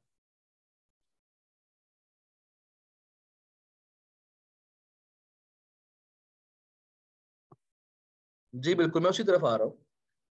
इसमें दो चीजें हैं जो हमने क्वेश्चन पूछा, मैं उसके बारे में भी बताऊंगा। एक चीज और भी अक्सर क्वेश्चन होता है स्टूडेंट्स का कि सर देखें हमने यहाँ बैठे हुए सारे, आप इस बैच में ऑलमोस्ट 150 के करीब स्टूडेंट्स हैं, तो 150 के 150 जो लोग हैं राइट फॉर अस हैज लिख के सर्च करते हैं, सबके सामने सर्च पे साइड क्या आएगी, सेम। सब लोग एक ही साइड को राब्ता कर रहे हैं। अच्छा, ये हमारा एक मसला हुआ था बेसिक्स में स्पेशली, ये वैसे कल मैं थोड़ा सा गाइड करना था इस हवाले से आपको, लेकिन आज ही बात कर लेते हैं। बेसिक्स में हमारा ये बहुत ज्यादा मसला हुआ था, उसमें हमारे स्टूडेंट्स इससे भी ज्यादा थे, 150 से भी ऊपर ऊपर थे स्टूडेंट्स हमारे। अब उन्होंने क्या किया जी कि उन्होंने तमाम स्टूडेंट्स ने इस तरह लिख के साइटों को राब्ता किया, और राब्ता करके उनको ईमेल जो करनी थी, हमने उनको टेम्पलेट्स दिए हुए थे, उन्होंने उनको ईमेल भी सेम ही कर दी। हर बंदे ने, लेट्स सपोज 170 लोग थे ऑलमोस्ट, तो 170 लोगों ने साइटें भी सेम सर्च की, उनको मेल्स भी सेम की, सब्जेक्ट लाइन भी सेम थी, हर चीज सेम थी। तो फिर क्या हुआ, इसके दो नुकसान हुए। पहला नुकसान तो ये हुआ, जो बड़ा नुकसान था वो ये हुआ कि इन साइटों ने अपनी प्राइसेस बढ़ा ली। अब देखें यकदम जब एक साइट को एक दिन के अंदर 150 मेलें आ जाएंगी, तो चाहे उसकी उसकी मैट्रिसेस लो हैं, ट्रैफिक कम है, उसकी इतनी अच्छी साइट नहीं है, जब 150 लोग कह रहे हैं मैंने गैस पोस्ट लगवानी है, उसका दिमाग तो सामान तक पहुंच जाएगा ना, इतनी वैल्यू बढ़ गई मेरी। तो जो साइट जिसके साथ मेरी मेरी डील हुई थी $5 में, तो उन्होंने अपनी प्राइस बता दी $50, 50 से नीचे आई नहीं डे। क्योंकि शुरू शुरू में हम क्या करते थे, स्टूडेंट्स को प्रोवाइड करते थे अपनी शीट एक प्रोवाइड करते थे 100 साइटों की, जिनके साथ मेरी डील हो चुकी है और मैं प्राइसेस ये मैं डील डन कर चुका हूँ, और मैं उन्हें चैलेंज देता था कि आपने इससे कम प्राइस पे डील डन करनी। तो मुझे सर कहते हैं सर आपने तो $5 में डील करनी है, हमारी तो 50 से नीचे नहीं आ रही। तो रीजन पीछे उसके पीछे क्या थी, ये वाली सेम साइट को मल्टीपल मेल चली गई हैं, उसे लगा मेरी वैल्यू बड़ी बढ़ गई। ठीक है जी, पहली रीजन। नंबर 2 रीजन, जो मसला नंबर 2 हुआ वो क्या हुआ कि कुछ लोगों को जब उन्होंने चेक किया कि सेम ही टाइप की मेल मुझे 150 प्लस लोगों से आई है, तो उन्होंने समझा शायद ये कोई स्पैमर है, ये स्पैमिंग कर रहा है, एक ही बंदा 150 ईमेल एड्रेस बना के सेम मेल मुझे करी जा रहा है। अब उन्होंने क्या किया, चंद एक लोगों को तो शायद नहीं किया होगा, उन्होंने बहुत सारे लोगों पहले चंद एक मेल देखी, उसके बाद जो मेले उन्हें गई उन्होंने सबको स्पैम रिपोर्ट करना शुरू कर दिया, स्पैम स्पैम स्पैम स्पैम। और आपको शायद पता हो जब कोई बंदा हमारी ईमेल को स्पैम रिपोर्ट करता है, तो गूगल उसको थोड़ा सा हमारी ईमेल को नेगेटिव पॉइंट्स देता है। और अगर चंद एक लोग हमें स्पैम रिपोर्ट कर दें, हमारी अब जो मेल है इनबॉक्स में जाना बंद हो जाती है। अब मैं किसी नए बंदे को मेल करूंगा ना, वो उसके इनबॉक्स में नहीं जाएगी, वो कहाँ जाएगी, उसके स्पैम बॉक्स में चली जाएगी। अब जब उसके स्पैम बॉक्स में जाएगी, इनबॉक्स में जाएगी नहीं, हम तो इनबॉक्स चेक करते हैं ना, इनबॉक्स में गई नहीं है तो वो चेक कैसे करेगा और उसको रिप्लाई कैसे करेगा, तो रिस्पॉन्स आने के चांसेस क्या हो गए, वो परसेंटेज और कम। तो आपने जो सबसे पहली चीज है वो क्या करनी है, आपने जो कीवर्ड्स हैं, जो आपकी बात थी कि आपने यहाँ कीवर्ड्स डिफरेंट चूज करने हैं। इस तरह आपने राइट फॉर अस हेल्थ लिखा। अब देखिए नंबर 1 पे क्या आ रही है, डिजिटल हेल्थ बस, सॉरी ये नंबर 1 पे है the health care blog. Number 2 digital health बस। अगर मैं यहाँ पे राइट फॉर अस हेल्थ की जगह right for us health and fitness कर दूं, अब देखें क्या वो दो साइटें नंबर 1 पे आई हैं, नंबर 2 पे आई हैं, रिजल्ट्स क्या हो गए हैं, चेंज हो गए। अगर आप यहाँ पे right for us health and food कर दें, तो देखिए रिजल्ट्स क्या हो जाएंगे, वो चेंज हो जाएंगे।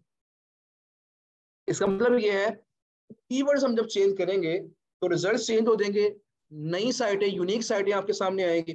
इस तरह submit a guest post on health, submit a guest post on health and food, submit a guest post on health and fitness, ये 6 मैंने आपको कॉम्बिनेशन बता दिए, बाकी आपने इस तरह के खुद सोच लें। ठीक है जी, आइडिया मैंने दे दिया ना आपको, आप कुछ कहना चाह रहे हैं? पहली बात आपको नजर आ रहा है आपको कि नहीं आ रहा? हाँ आपको सर थोड़ा थोड़ा आ रहा है। आप ऐसा करें कि थोड़ी थोड़ी चेयर्स अगर इस तरफ कर लें, ये जो मोहतरम बैठे हैं आगे आगे रो वाली, अगर थोड़ा सा जरा सरक जाए थोड़ा सा, तो मेरा ख्याल है फायदा हो जाए सबका।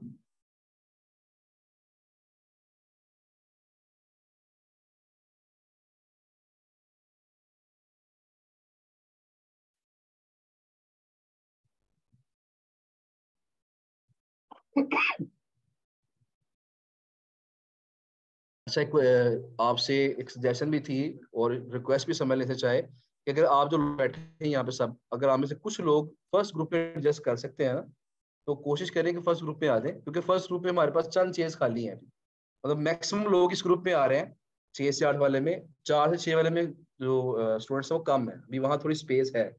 तो अगर अगर तो आप एडजस्ट कर सकते हैं 4 से 6 वाले ग्रुप के अंदर, कोई भी आप में से 2 3 4 लोग, तो आप उसमें आ सकते हैं, ताकि यहाँ जरा हमारे पास स्पेस बन जाए। अगर नहीं एडजस्ट कर सकते कोई इशू नहीं है, फिर आपको ऐसे ही बैठना पड़ेगा। कल कुछ कोशिश करेंगे कि कुछ थोड़ी सी सेटलमेंट ऐसे करें तो थोड़ा सा मजीद जरा यहाँ पे स्ट्रेंथ ज्यादा बेहतर पूरी आ सके। लेकिन अगर आप 4 से 6 वाले में, तो कोशिश करें उसमें आ जाए। क्वेश्चन आपका वहीं पर।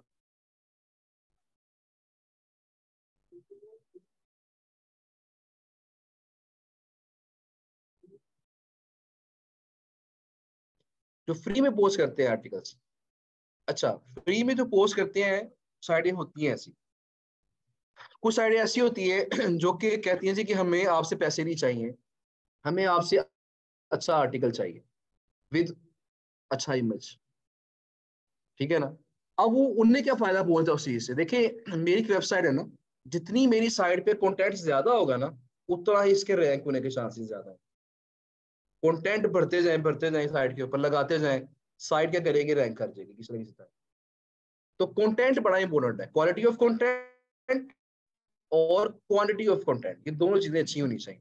तो उन साइटों का मकसद सिर्फ क्या है कि हमने जो खुद जो राइटर को पैसे देके आर्टिकल लिखवा कर लगाने हैं, तो क्यों ना हम गेस्ट पोस्ट ही अच्छी एक्सेप्ट कर लें और हमें राइटर को पैसे ना देने पड़े, किसी के पैसे पे हम आप खुद रैंक कर जाए। उनका मकसद सिर्फ क्या होता है? हमें अच्छा कंटेंट मिले। तो कुछ साइटें ऐसी होती है ना कि कम होती है, ठीक है ना, कम होती है, वो फ्री में गेस्ट पोस्ट एक्सेप्ट कर लेते हैं। अच्छा जी, अभी हमने बता दिया कि कीवर्ड्स की कॉम्बिनेशंस क्या क्या हो सकते हैं। अच्छा इसके बाद अब आपने क्या करना है कि यहाँ पे जब ये साइटें आपने सर्च कर ली हैं, लेट्स सपोज मैं दोबारा उसी कीवर्ड पे आ जाता हूँ, राइट फॉर अस हेल्प पे आ जाता हूँ। तो यहाँ पे ये साइटें आ गई हैं, ये सारे ऊपर ऐड चल रहे हैं, इन्होंने पैसे दे के पोजीशन फर्स्ट पोजीशन ली है, ठीक है ना। तो ये जो बाकी है ये सारी जो है ना, ये इन्होंने नेचुरली रैंक किया, ऑर्गेनिकली रैंक किया है, अपनी मेहनत से रैंक किया है इन्होंने। हेल्थ गार्ड है, क्रेडी हेल्थ है, हेल्थ के ब्लॉग है, ये साइटें हेल्थ की आ गई। मैंने आपसे कहा था कि हमने चेक करना है कि इनमें से कौन सी साइटें इस काबिल है कि इनको आउटरीच किया जाए और कौन सी इस काबिल नहीं है। तो पहला जो टेस्ट है, जो पहला फिल्टर है, वो हमने यहाँ पे लगा देना। तो पहला फिल्टर है हमारे पास मोज। मोज पहला फिल्टर है। मोज क्या है? देखें कोई वेबसाइट कितनी अच्छी है या कितनी अच्छी नहीं है, ज्यादा अच्छी है कम अच्छी है, इसकी एग्जैक्ट हमें जो पोजीशन है अथॉरिटी की, क्या वैल्यू है उसकी, वो हमें बताएगा गूगल। एक्चुअल बात किसको पता है? गूगल को। गूगल तो बादशाह है, गूगल के ऊपर सारे रैंक करने की कोशिश कर रहे हैं, सारी इंफॉर्मेशन गूगल के पास तो है। तो गूगल के पास एग्जैक्ट इंफॉर्मेशन है कि कौन सी साइट कितनी अच्छी है। लेकिन गूगल का मसला क्या है कि कभी भी वो थर्ड पर्सन को किसी साइट के स्टैट्स के बारे में नहीं बताएगा, प्राइवेसी पॉलिसी है उसकी। मेरी साइट है, आप पूछेंगे तो आपको नहीं बताएगा। मेरी साइट है, मैं खुद पूछूंगा गूगल से, चेक करना चाहूंगा, गूगल मुझे बता देगा कि आप किस किस कीवर्ड पे रैंक कर रहे हैं, किस किस कीवर्ड पे आपकी कौन सी पोजीशन है, गूगल मुझे बता देगा, थर्ड पर्सन को नहीं बताएगा। इसलिए हमने चूंकि थर्ड पर्सन की वेबसाइट आउटरीच करनी है ना, तो हमें तो गूगल से कोई फायदा नहीं है। अब बहुत सारे लोगों ने इसका हल निकालने के लिए, बड़ी बड़ी कंपनीज ने लाखों करोड़ों डॉलर्स इन्वेस्ट करके ऐसे सिस्टम्स बनाए हैं जो कि गूगल की तर्ज पे पता लगा लेते हैं कि कौन सी साइट गूगल को नजदीक ज्यादा अच्छी है और कौन सी साइट गूगल के नजदीक कम अच्छी है। अब ये जो कंपनीज हैं, ये बहुत ज्यादा कंपनीज हैं। इनमें जो सबसे पहली कंपनी थी, फेमस पहली कंपनी जो थी, वो मोज थी। मोज ने गूगल की तर्ज पे साइटों को रैंक करना, साइटों को कह लेके ग्रेडिंग करना उनकी शुरू, और उसने उस ग्रेडिंग को जो नाम दिया, जो उसकी वैल्यू दी, उसका नाम रखा हुआ था DA, डोमेन अथॉरिटी। मोज ने कहा थी कि जिस वेबसाइट का DA, डोमेन अथॉरिटी ज्यादा होगी, इसका मतलब क्या है? वो साइट ज्यादा अच्छी है। और जिसका DA कम होगा, इसका मतलब क्या है कि वो कम अच्छी है। इसीलिए हमारा जो सबसे पहला फिल्टर होगा, क्योंकि काफी लोग मोज को फॉलो करते हैं, मोज के DA की बेस पे सिलेक्ट करते हैं कि मैंने इस पे गेस्ट पोस्ट लगवानी है कि नहीं लगवानी। इसलिए पहला फिल्टर हमारा कौन सा होगा? मोज। मोज का फिल्टर लगाने का एक तरीका तो ये है कि आप मोज की वेबसाइट खोल लें, एक एक साइड यहाँ से कॉपी करें, वहां जाके पेस्ट करें, उनका डीए चेक करें। ठीक है जी। लेकिन ये तरीका काफी टाइम कंज्यूमिंग है। हम इसका शॉर्टकट यूज करेंगे, वो शॉर्टकट है मोज बार। ये देखिए, ये एक्सटेंशंस मैंने इंस्टॉल की हुई हैं। स्नो है, एहरफ्स है, इसके अलावा ये हमारे पास मोज है, सिमिलर वेब है। इस तरह ऊपर सजेस्ट की भी की होती थी मैंने, अब मैं उसको फिलहाल यूज नहीं करता मैं। तो ये मोज की एक्सटेंशन है, इसे कहते हैं मोज बार। एक्सटेंशन क्या चीज है कि गूगल क्रोम एक सॉफ्टवेयर है, इसके अंदर अगर हम एक्सटेंशन छोटे छोटे सॉफ्टवेयर इंस्टॉल कर लेते हैं तो इसकी फंक्शनैलिटी बढ़ जाती है। तो अगर मैंने इस क्रोम के अंदर मोज की फंक्शनैलिटी ऐड करनी है तो मुझे मोज का छोटा सॉफ्टवेयर डालना है, उसको बोलेंगे एक्सटेंशन। आप सर्च कैसे करना है एक्सटेंशन को, आप यहाँ गूगल पे जाएंगे और गूगल पे जाके लिखेंगे मोज बार। अब देखिए मोज बार आ गए। मोज एक्सटेंशन है कि यहाँ पे ना जाइएगा, यहाँ वैसे अगर नीचे जाएं, यहाँ देखिए chrome.google.com, इस पे जाएं और यहाँ देखिएगा जो क्रोम का स्टोर है ना, जहाँ पे आप एक्सटेंशन चेक कर सकते हैं। देखिए यहाँ ऑप्शन आ रही है रिमूव फ्रॉम क्रोम, तो जो मैंने ऐड किया हुआ है तो यहाँ रिमूव की ऑप्शन आ रही है। अगर मैं यहाँ पे इसको ऐड ना किया होता तो यहाँ क्या ऑप्शन आती, ऐड टू क्रोम। यहाँ पे क्लिक करेंगे add to Chrome, add to Chrome के बाद यहाँ पे ये एक्सटेंशन आपकी ऐड हो जाएगी, इंस्टॉल हो जाएगी ऑटोमेटिकली। फिर आप देखिए ये एक्सटेंशंस का कंट्रोल पैनल है। यहाँ पे आप जिस एक्सटेंशन को यहाँ पे शो करवाना चाहते हैं उसको पिन कर लें। जिसको पिन करेंगे तो वो यहाँ शो हो जाएगी, जिसको अनपिन करेंगे वो यहाँ से गायब हो जाएगी। ठीक है जी। इस तरीके से अपनी आप ये बार जो है, ये जो सारे आइकॉन्स हैं वो कंट्रोल कर सकते हैं। बहरहाल आपने मोज बार को, ये देखिएगा मोज बार कहाँ गई मेरी, ये थी, इसे मैंने पिन किया हुआ है तो ये मोज बार यहाँ शो हो रही है। अब मैंने करना क्या है, गूगल में मैंने सर्च किया हुआ है, सर्च रिजल्ट्स मेरे पास हैं, मैंने मोज बार पे क्लिक करना है। इसको मैंने मोज बार को ऑन करना है। ये ऑन होगी मोज बार। अब देखिएगा कि जो मेरे पास सर्च रिजल्ट्स आए थे, क्या ये पहले ये पट्टियां नीचे हैं थी, अब आ गई हैं। यानी मोज बार ने हर साइड को चेक करके उसका डीए यहाँ बता दिया, मुझे डीए पीए बता दिया। यहीं पे पहला फिल्टर, पहला टेस्ट, यहीं पे इनका इम्तिहान हो गया साइटों। ठीक है जी। हाँ जी, अभी उस तरफ आते हैं। अच्छा, डीए सबका पता चल गया मुझे, 68 है, 53 है, नीचे देखेंगे तो यहाँ 39 है, यहाँ पे 36 है, 62 है, 23 है, ये सब का डीए पता चल गया। लेकिन इसमें एक चीज याद रखिएगा कि जब तक आप मोज की वेबसाइट खोल के वहां पे अकाउंट नहीं बनाएंगे और लॉगिन नहीं करेंगे, तब तक ये आपकी मोज बार नहीं चलेगी। तो अकाउंट बनता है, हो जाता है। नहीं नहीं, फ्री फ्री, ये मोज बार फ्री वाली ओके है, कोई इशू नहीं है इसका। जी आपने एक तो पहला पहला काम क्या करना है आपने, मैंने बताया कि यहाँ पे लिखे मोज लॉगिन, ये लॉगिन लिख के सर्च कर लें। जब इस पे क्लिक करेंगे ना, मैं तो लॉगिन किया हुआ ऑलरेडी, आप जब इस पे क्लिक करेंगे ना तो यहाँ पे लॉगिन करने की भी ऑप्शन आएगी, अकाउंट जो लॉगिन करना है आपने, और यहाँ पे साइन अप करने की भी ऑप्शन आएगी। आप यहाँ साइन अप कर लें, अपना कुछ ईमेल आईडी दें, अपने चांदी की डिटेल्स दें, यूजर नेम वगैरह, पासवर्ड वगैरह, तो आपका अकाउंट बन जाएगा। सिंपल है, मुश्किल नहीं है। लेकिन ये अकाउंट नहीं बन रहा आजकल, ये इसमें बड़े मसाइल आ रहे हैं, पिछले कोई 2-3 माह से काफी मसाइल आ रहे हैं, अकाउंट अक्सर नहीं बन रहे। अक्सर लोग शिकायत करते हैं आके कि सर हमारा अकाउंट नहीं बन रहा। रीजन ये है कि मोज पे ना लोड बहुत ज्यादा है, और मोज वाले कुछ ज्यादा अपडेटेड नहीं है, ये अक्सर अपने आप को बड़े देर बाद अपडेट करते हैं। इस पे लोड काफी ज्यादा है, अकाउंट नहीं बन रहे इसके ऊपर। हाँ ये हुआ है कि पिछले कुछ बैचेस में स्टूडेंट्स ने ही बताया मुझे कि सर जब हम 12 बजे के बाद अकाउंट बनाने की अटेम्प्ट करते हैं ना तो रेशो ज्यादा है। अगर आपका अकाउंट नहीं बन रहा तो फिर रात को 12-1 बजे 2 बजे के करीब ट्राई कीजिएगा, मे बी अकाउंट आपका तब बन जाए, तब चांसेस ज्यादा होते हैं अकाउंट साइन अप होने के।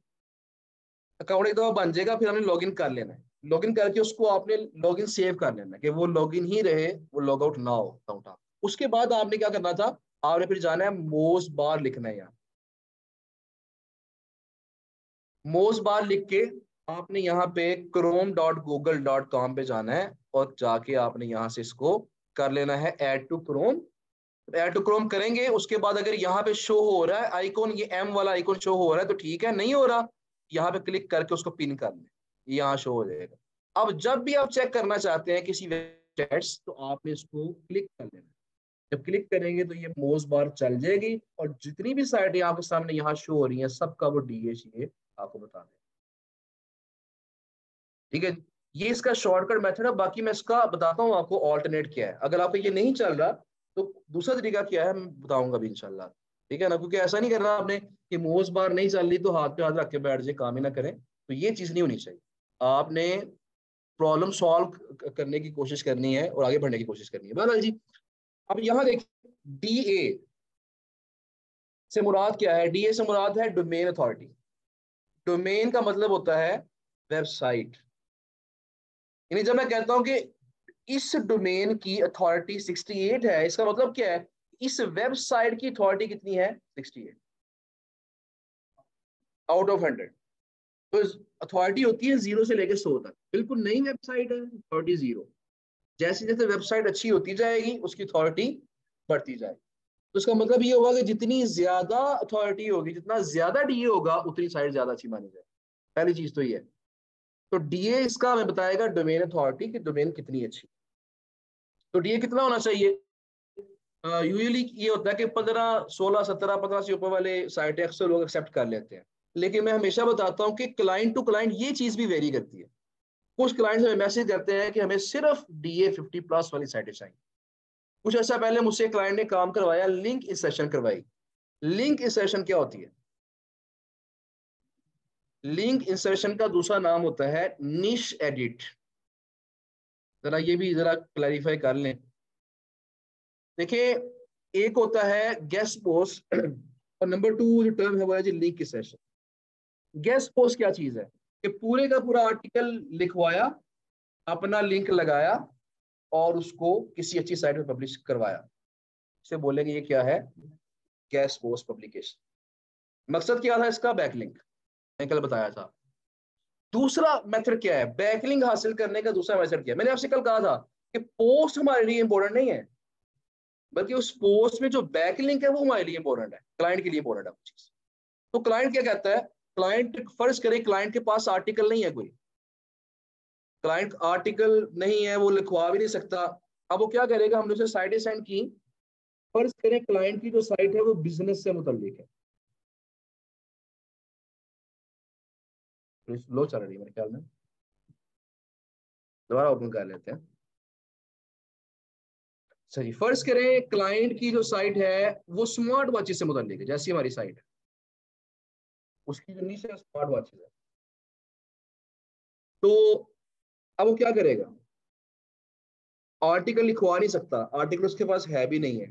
अब वो एक काम करेगा कि जो साइटें मैंने उसको सेंड की हैं वो साइटें चेक करेगा। उन साइटों पे अगर स्मार्ट वॉचेस से मुतल्लिक कोई ऑलरेडी आर्टिकल पब्लिश हुए हुए हैं, पुराने आर्टिकल्स पब्लिश हो चुके हैं, वो क्या कहेगा कि ऐसा करो जी, फलां आर्टिकल जो पहले से पुराना पब्लिश हो चुका होगा उसी आर्टिकल में फलां जगह पे मेरा लिंक लगा दो बस। बात समझ आ रही? अगर क्लाइंट हमें पूरा आर्टिकल देगा लिख के, लिंक लगा के उसे पब्लिश करने को कहेगा, उसे कहेंगे ये गेस्ट पोस्ट है।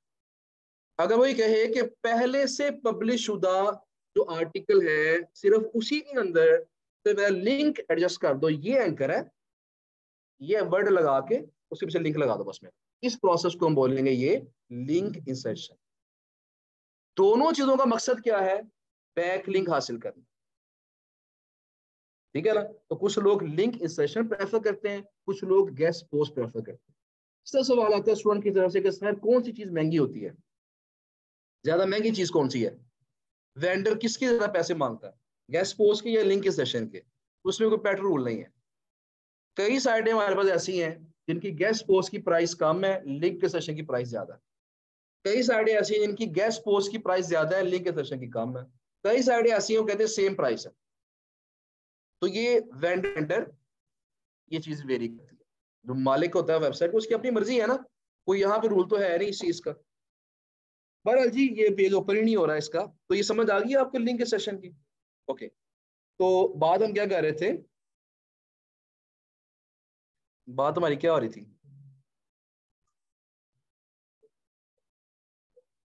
जी जी, मैं बता रहा था कि मेरा क्लाइंट था जिसने मुझसे लिंक की सेशन करवाई थी। बात यहाँ से स्टार्ट हुई थी। उसने मुझसे लिंक की सेशन करवाई कुछ अर्सा पहले, उसने करवाई तकरीबन कोई 30 के करीब उसने लिंक की सेशन करवाई मुझसे। तो उसकी डिमांड एक ही थी कि वेबसाइट का DA 70+ होना चाहिए। DA 70+ होना। मैंने उसे 30 साइट्स ऐसी प्रोवाइड कर दी, 30 से ऊपर ही थी जिनका DA अच्छा था, तो उसने वो सिलेक्ट करके उस पर लिंक की सेशन करवा ली।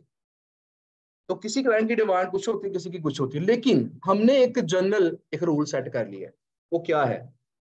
वो रूल ये है कि जिन वेबसाइट्स का DA 20 या 20 से ज्यादा होता है, वो वेबसाइटें आमतौर पर ठीक होती हैं, उन पे गेस्ट पोस्ट लगवाना ठीक होता है। तो पहला जो टेस्ट है किसी वेबसाइट को चेक करने के बारे में, वो क्या है? वो DA है। अगर वेबसाइट का DA 20 या 20+ है तो वेबसाइट ठीक है, उसको और उससे रब्ता किया जा सकता है मोज की बेस पे। मोज ये कहता है कि ठीक है। लेकिन अभी ये पहला टेस्ट है, 4 टेस्ट पास करवाने हैं, फिर हमने उससे रब्ता करना है। हाँ जी, वो भी बात भी आएगी आगे डेफिनेटली। कल का लेक्चर हमारा ईमेल क्या करनी है, कैसे करनी है, ईमेल टेम्पलेट्स हम आपको प्रोवाइड करेंगे, 4 5 6 टेम्पलेट्स प्रोवाइड करेंगे। और क्या सब्जेक्ट लाइन कैसी होनी चाहिए, इसके अलावा टेम्पलेट सेव कैसे करने हैं, बार्गेनिंग कैसे करनी है, ये सारी चीजें इंशाल्लाह कल के लेक्चर। आज का लेक्चर सिर्फ ये था कि अच्छी साइटें आइडेंटिफाई कैसे करनी है, तलाश कैसे करनी है। ठीक है जी, क्लाइंट्स भी दे देंगे, उनके साथ डील भी करवा देंगे, और उसके बाद सॉरी चलो, ओके सॉरी, मैं माइंड किया आपने इस बात का, तो माजरत। लेकिन ये है कि इसका ये है कि आपको कुछ वेंडर साइट्स प्रोवाइड कर देंगे, आप उनसे उनके कॉन्टेक्ट निकाल के हम उससे डील कर लीजिएगा, और उनसे जो फाइनल प्राइस आपने करनी है डन करके अपनी लिस्ट में नोट कर लीजिए। कुछ प्रोवाइड कर देंगे आपको, बल्कि शहजाद भी तो मुझसे कहते हैं कि मुझे आपने कुछ टाइम देना है, शायद उनकी बात आज आपसे हुई है कि नहीं हुई है, कि वेंडर्स कुछ आपको वो देंगे, कुछ प्रीमियम साइट्स आपको देंगे, और आपको उन्होंने एक चैलेंज करना है कि आपने इनमें से मुझे इतनी साइटों के साथ डील करके दिखाए। ठीक है ना? तो वो आपके लिए चैलेंज होगा, क्योंकि जो बड़ी साइटें होती है ना, Forbes, Business Insider, TechCrunch है, एनवाई टाइम्स है, ये साइटें ऐसी हैं कि आम आम किसी बंदे को ये लिफ्ट नहीं कराती। ठीक है ना? लेकिन हमारे कुछ स्टूडेंट्स ऐसे भी होते हैं कि जो हमारे स्टूडेंट थे, कोई ये 3 माह पहले की बात है, उन्होंने बिजनेस इंसाइडर को मेल की, एज अ क्लाइंट उसको ट्रीट करना चाह रहे थे, यानी उसे कहना चाह रहे थे कि तुम मुझसे गेस्ट पोस्ट लगवा लो। और बिजनेस इंसाइडर वो साइट है जिसके ऊपर एक गेस्ट पोस्ट लगवाने की प्राइस जो है, मैंने कल बताया था, कोई 12-13 हज़ार डॉलर, उसकी ट्रैफिक मिलियंस में है। तो उन्होंने उनको जो मेल किया, मकसद सिखाते हैं ना कि मेल आपने करनी है, कि उसको वैसे को कहें कि आपकी ट्रैफिक बड़ी कम है, आप हमसे गेस्ट पोस्ट लगवाएं, आपकी ट्रैफिक बढ़ जाएगी। तो उन्होंने फोर्ब्स को या बिजनेस साइडर को उन्होंने मेल की, मैंने आपकी ट्रैफिक देखी है, आपकी ट्रैफिक बहुत कम है, आप अगर हमसे गेस्ट पोस्ट लगवाएंगे तो आपकी ट्रैफिक बढ़ जाएगी। और उसको ये कह रहे हैं जिसकी ट्रैफिक मिलियंस में है, और जिसपे एक नो फॉलो लिंक लेने के लिए लोग तरसते हैं, ये उस साइड को उन्होंने मेल की। तो बाकी ऐसे भी होता है, पर ये साइड ऐसी है जो आम रिप्लाई नहीं करती लोग। दीदी जवाब आ गया था उनका, वैसे आमतौर पर जवाब नहीं आता। तो उन्होंने कहा था हम अपनी टीम, जो जो रेलेवेंट टीम है ना, उस तक आपका मैसेज पहुंचा देते हैं, वो आपसे रब्ता कर ले। ठीक है, उन्होंने डायरेक्ट ना नहीं की, उन्होंने इस तरह तो परेशान भी होंगे। बहरहाल जी, तो बताने का मकसद ये था कि वो कुछ चैलेंजेस आपको देंगे, वो आपने पूरे करने होंगे, और देखते हैं कौन पूरा करेगा उसको, वो खुद आके इंशाल्लाह आपके साथ बात करेंगे।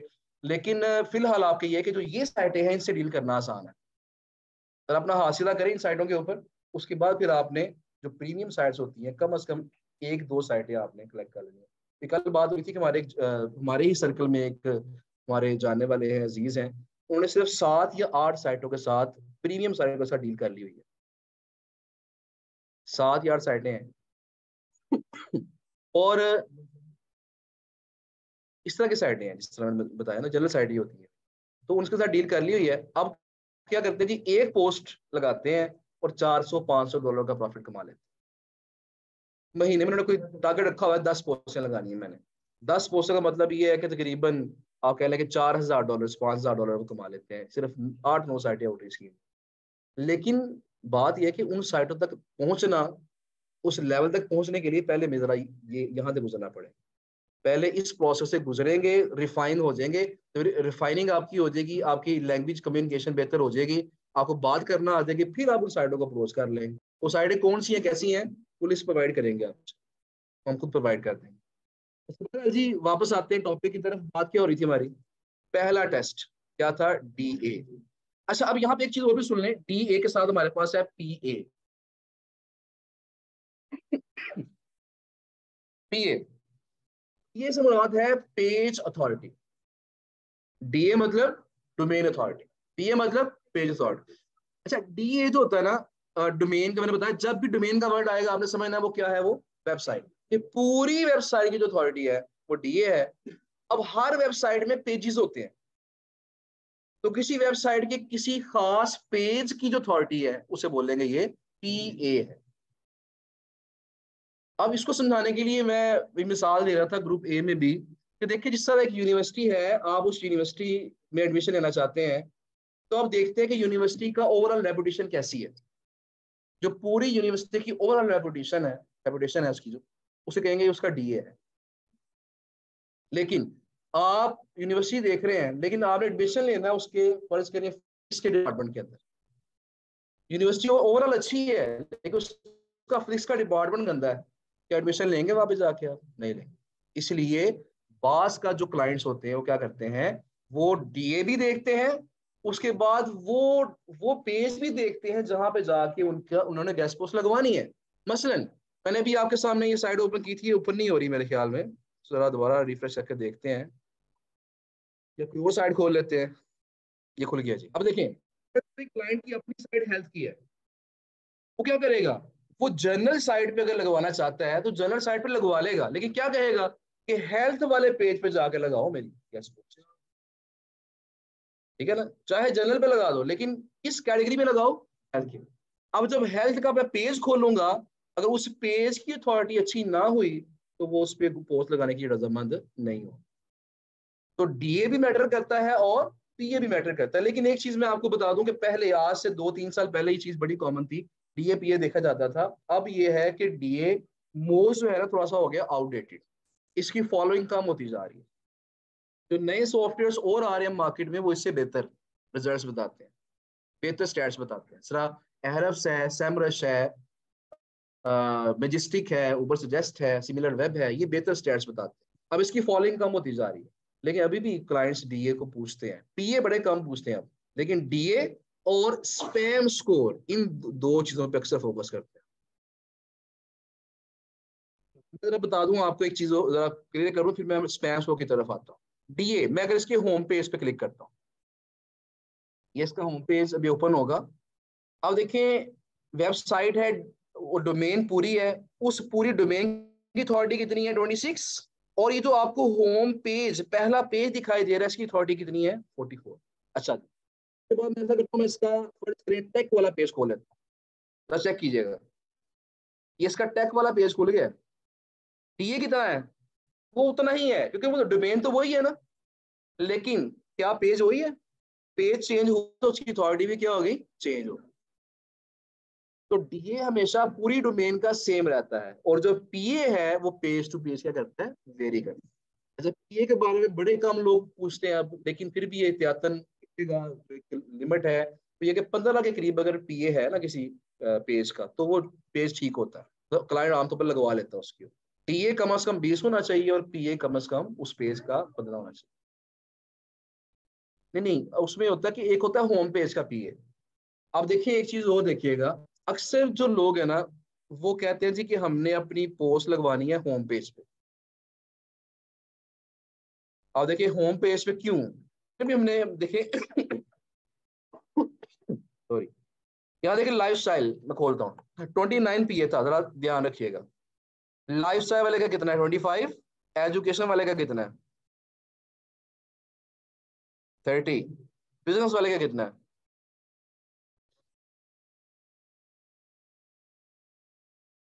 33। और होम पेज का कितना है, 44। यानी नॉर्मली होम पेज की अथॉरिटी किसी भी वेबसाइट की, होम पेज की अथॉरिटी ज्यादा होती है। इसलिए अक्सर लोग क्या कहते हैं, कई क्लाइंट कहते हैं कि मैंने अपनी पोस्ट लगवानी है होम पेज पे, ये होम पेज पे रहनी चाहिए। जितनी ज्यादा देर कोई पोस्ट होम पेज पे रहती है उतनी उसको ज्यादा अथॉरिटी मिलती रहती है, वो जल्दी रैंक कर जाता है। ठीक है ना।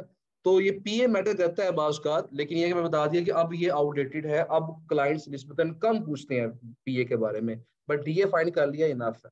अच्छा, दूसरी बात, स्पैम स्कोर जरा सुन लें, पता होना चाहिए स्पैम स्कोर क्या चीज़ है। देखिए, मैंने कल आपको बताया था कि अच्छे लोगों के साथ ताल्लुकात बनाएंगे तो अच्छी अच्छी रेपुटेशन होगी, बुरे लोगों के साथ ताल्लुकात बनाएंगे तो बुरी रेपुटेशन होगी। तो मोज ने इसी चीज को आइडेंटिफाई करके एक स्कोरिंग कर दी। यानी देखें, जब ये साइट बनी थी न्यूज डेली आर्टिकल्स, क्या ये पैदा होते ही इतना डीएपीए था इसका? इसको डीएपीए बढ़ाने में, ट्रैफिक बढ़ाने में टाइम लगा होगा ना। इसने भी कहीं साइटों पे गैस पोस्टें लगवाई होंगी, मेरी बात समझ रहे हैं ना। अब इसने जहां गेस्ट पोस्टें लगवाई हैं, जिनसे सिफारिशें ली थी अपने आप को रैंक करने के लिए, उनमें से 1% जो साइटें थी वो अच्छी नहीं थी। यानी इस साइट के जो बैकलिंक्स लगे हुए हैं, जो इसने गेस्ट पोस्टिंग का प्रोसेस करवाया था, तो 99% साइटें अच्छी हैं और 1% साइटें क्या है वो अच्छी, 1% इसके लिंक्स खराब साइटों के साथ लगते हैं। इसलिए इसका स्पैम को कितना आ रहा है हमारे पास, 1%। तो मोज ही कहता है, मोज की अपनी वेबसाइट पे लिखा हुआ है कि अगर 15 से 20% तक स्पैम स्कोर है तो वो साइट सेफ है। अगर आप उस पर गेस्ट पोस्ट लगवाते हैं, वो आपको तंग नहीं करेगी, नुकसान नहीं पहुंचाएगी। लेकिन अगर 20% से ज्यादा स्पैम स्कोर है तो फिर वो साइट आपको फायदे की बजाय नुकसान पहुंचा देगी। लेकिन क्लाइंट्स कुछ और फिर उनका हिसाब होता है, वो कहते हैं कि स्पैम स्कोर 0 होना चाहिए। तो 0%, 1%, 2%, मैक्सिमम 5% तक वो गुजारा कर लेते हैं। ठीक है जी। अच्छा, अभी पिछले ग्रुप में क्वेश्चन कर रहे थे, एक साहब थे या खातून थी शायद, वो क्वेश्चन कर रही थी कि सर हमने एक वेबसाइट देखी, नई बनाई, हमारे साथ नजरों के सामने नई वेबसाइट बनी, लेकिन उसका स्पैम स्कोर 20% था शुरू में, हाई था, मतलब 20% हाई था स्पैम स्कोर। अब ये क्या बात हुई, नई साइट बनी है, स्पैम स्कोर शुरू में हाई है, अभी उसने बैकलिंक्स लगवाया नहीं है, स्पैम स्कोर बड़ा हाई है। उसकी रीजन ये होती है कि बाज का ना हम वेबसाइट बनाने के लिए डोमेन लेते हैं, एक्सपायर्ड डोमेन। एक्सपायर्ड डोमेन का पता है आपको? एक्सपायर्ड डोमेन क्या होती है? मैंने एक वेबसाइट बनाई, लेट्स सपोज नाम उसका था, लेट्स सपोज फर्ज करें she1.com ही कर लें। अब मैंने साल 2 साल ये वेबसाइट चलाई, मुझे लगा ये साइट अच्छी नहीं है, मैंने इसको छोड़ दिया। अब मैंने देखने छोड़ दिया इसको। अब मैं हर साल फीस पे करनी पड़ती है डोमेन्स की, तो मैंने इसकी फीस पे नहीं की। जब मैंने इसकी फीस पे नहीं की, इसको रीन्यू नहीं की, इसको साइट को, तो मेरी जो सब्सक्रिप्शन थी वो खत्म हो गई और ये डोमेन मेरी क्या होगी, एक्सपायर। अब she1 का डीएपीए है, ट्रैफिक पे थोड़ी बहुत है, लेकिन ये एक्सपायर हो चुकी है। अब कोई भी और बंदा आके कुछ एक्स्ट्रा पैसे दे के ये डोमेन बाय करके यहीं से काम स्टार्ट कर सकते। हमारे पास अब एक वेबसाइट है, हमने उस पर वर्किंग अब स्टार्ट करवाई है प्रॉपर तरीके से। 2 साल पहले उसको हमने बाय किया था ऑक्शन में, बोली लगा के उसको बाय किया था। उसका डीआर ऑलरेडी जब बाय हमने किया था, उसका डीआर उस वक्त 73 था। तो अब सिर्फ क्या क्या करना है, उसकी ट्रैफिक हमें थोड़ी सी बढ़ानी है, तो डीआर 70+ हो, तो वो तो गैस वो आराम से उस पर बिक जाएगी $10-15 की कम अज कम। तो लेकिन जब उसका स्पैम स्कोर हमने चेक किया अभी रिसेंटली, जब वर्किंग स्टार्ट करवाई है उसके ऊपर, तो स्पैम स्कोर उसका आई थिंक 40% था या 30%। तो फिर हम क्या करते हैं, फिर जो लिंक्स उसके लगे होते हैं ना खराब, पास में लोगों ने लिंक्स लगाए होते हैं, उसके खराब लिंक्स लगाए होते हैं, फिर उसको हम उनको मेल करते हैं कि हम इसको डिसॉल्व करना चाह रहे हैं, हम ये इसको इनको नहीं रखना चाह रहे, अब डिलीट कर दें इनको। फिर मेल करके वो डिलीट करवाते हैं जो खराब लिंक्स होते हैं। जैसे जैसे डिलीट होते जाते हैं, कुछ अरसे के बाद आपकी जो अपडेट होती है साइट, और स्पैम स्कोर आपका नीचे आ जाता है। हाँ जी। बहरहाल जी, स्पैम स्कोर क्या है ये भी मैंने बता दिया आपको। तो पहला जो टेस्ट था हमारा, वो हमने गूगल सर्च के अंदर जाके कर लिया। अगर आपकी मोज बार चल रही है तो ठीक है, नहीं चल रही, अब उसका हल क्या है, जरा उस तरफ आ जाते हैं। ओनर नहीं डिलीट कर सकते, ओनर को देखें, मैं ऑनर हूँ she1.com का, मैं न्यूज डेली आर्टिकल्स का ऑनर तो नहीं हूँ ना। तो अगर मैंने न्यूज डेली आर्टिकल्स का पे जाके कोई पेज डिलीट करना है या पोस्ट डिलीट करनी है, तो मुझसे कहना पड़ेगा, मुझे, मेरी एक्सेस नहीं है, मेरे पास उसकी एक्सेस नहीं है डिलीट कर। ठीक है ना। तो रिक्वेस्ट करनी पड़ती है कि मेरा जो ये लिंक है डिलीट कर दे, या फिर आई थिंक गूगल में भी शायद, मुझे एग्जैक्टली उसका पता नहीं है, कि गूगल में शायद कोई ऑप्शन है कि उसे आप डिसऑल कर सकते हैं गूगल कंसोल के अंदर जाकर। अच्छा बहरहाल जी, ये हमने कर लिया। अब अगली बात हमारे पास क्या थी कि अगर आपकी मोज बार नहीं चल रही, तो आपने काम रोकना नहीं है। आपने क्या करना है, आपने यहाँ पे सर्च करना है bulk DA checker. I think मैंने ये सर्च किया हुआ है इसके अंदर, नहीं, बल्क डीए चेकर, बल्क कहते हैं ज्यादा, बल्क डीए चेकर कि इकट्ठी हम डीए चेक कर लें। मोस्ट की साइड पे जाके कर सकते हैं लेकिन वन बाय वन, लेकिन कई साइडें और ऐसी हैं जो कि हमें इकट्ठा करके बता देंगी। इस तरह आपके सामने मैं भी दिखाऊंगा। ये है जी, यहाँ पे नीचे आएंगे तो ये वाली pre post SEO, pre post SEO, ये एक वेबसाइट है। इसके नीचे मैं जो हमने यूज की हुई है मैं बता देता हूँ आपको। डीएपीए चेकर, ये भी ठीक है। स्मॉल एसईओ टूल्स, ये भी मैंने इस्तेमाल किया हुआ है। इसके अलावा वेबसाइट एसईओ चेकर, ये एक अच्छी वेबसाइट है, इस पे आपको और भी स्टैट्स मिल जाते हैं। ये जो प्री पोस्ट एसईओ है ना, इसके ऊपर आई थिंक आप डेली बेसिस पे कोई शायद 500 के करीब कर सकते हैं, 500 के करीब, फ्री फ्री फ्री टूल है ये वाला। और एक वक्त में 10 कर सकते हैं आप, 10 डाल के आप चेक करते रहे, वो चेक कर देंगे। आई थिंक 500 की लिमिट थी, अब क्या लिमिट है जरा चेक कर लेते हैं, लिखा होगा इसके ऊपर, जरा मजीद इसको वेरीफाई कर लेते हैं। ले जी, ये देखें, paste up to 500 URLs in the input box given below and click on the check authority. 500 URL check कर सकते और 10 करके paste up to 10 web pages. ठीक हो गया जी। अब यहाँ देखिएगा कि हमने क्या करना है, हमने करना क्या है। ये जो पेज था, यहाँ से मैंने इस साइड को यहाँ से कॉपी किया, क्लिक करके कॉपी, कॉपी लिंक एड्रेस किया, और हमने एक शीट बनानी है इस तरह की। ये देखें, ये गूगल शीट है। एक्सेल पे काम हम नहीं करेंगे, गूगल शीट पे काम करेंगे। गूगल शीट हमने कैसे बनानी है, जब भी आप कोई ईमेल एड्रेस बनाते हैं, जीमेल एड्रेस बनाते हैं, तो हर जीमेल के साथ आपको एक ड्राइव का अकाउंट मिलता है।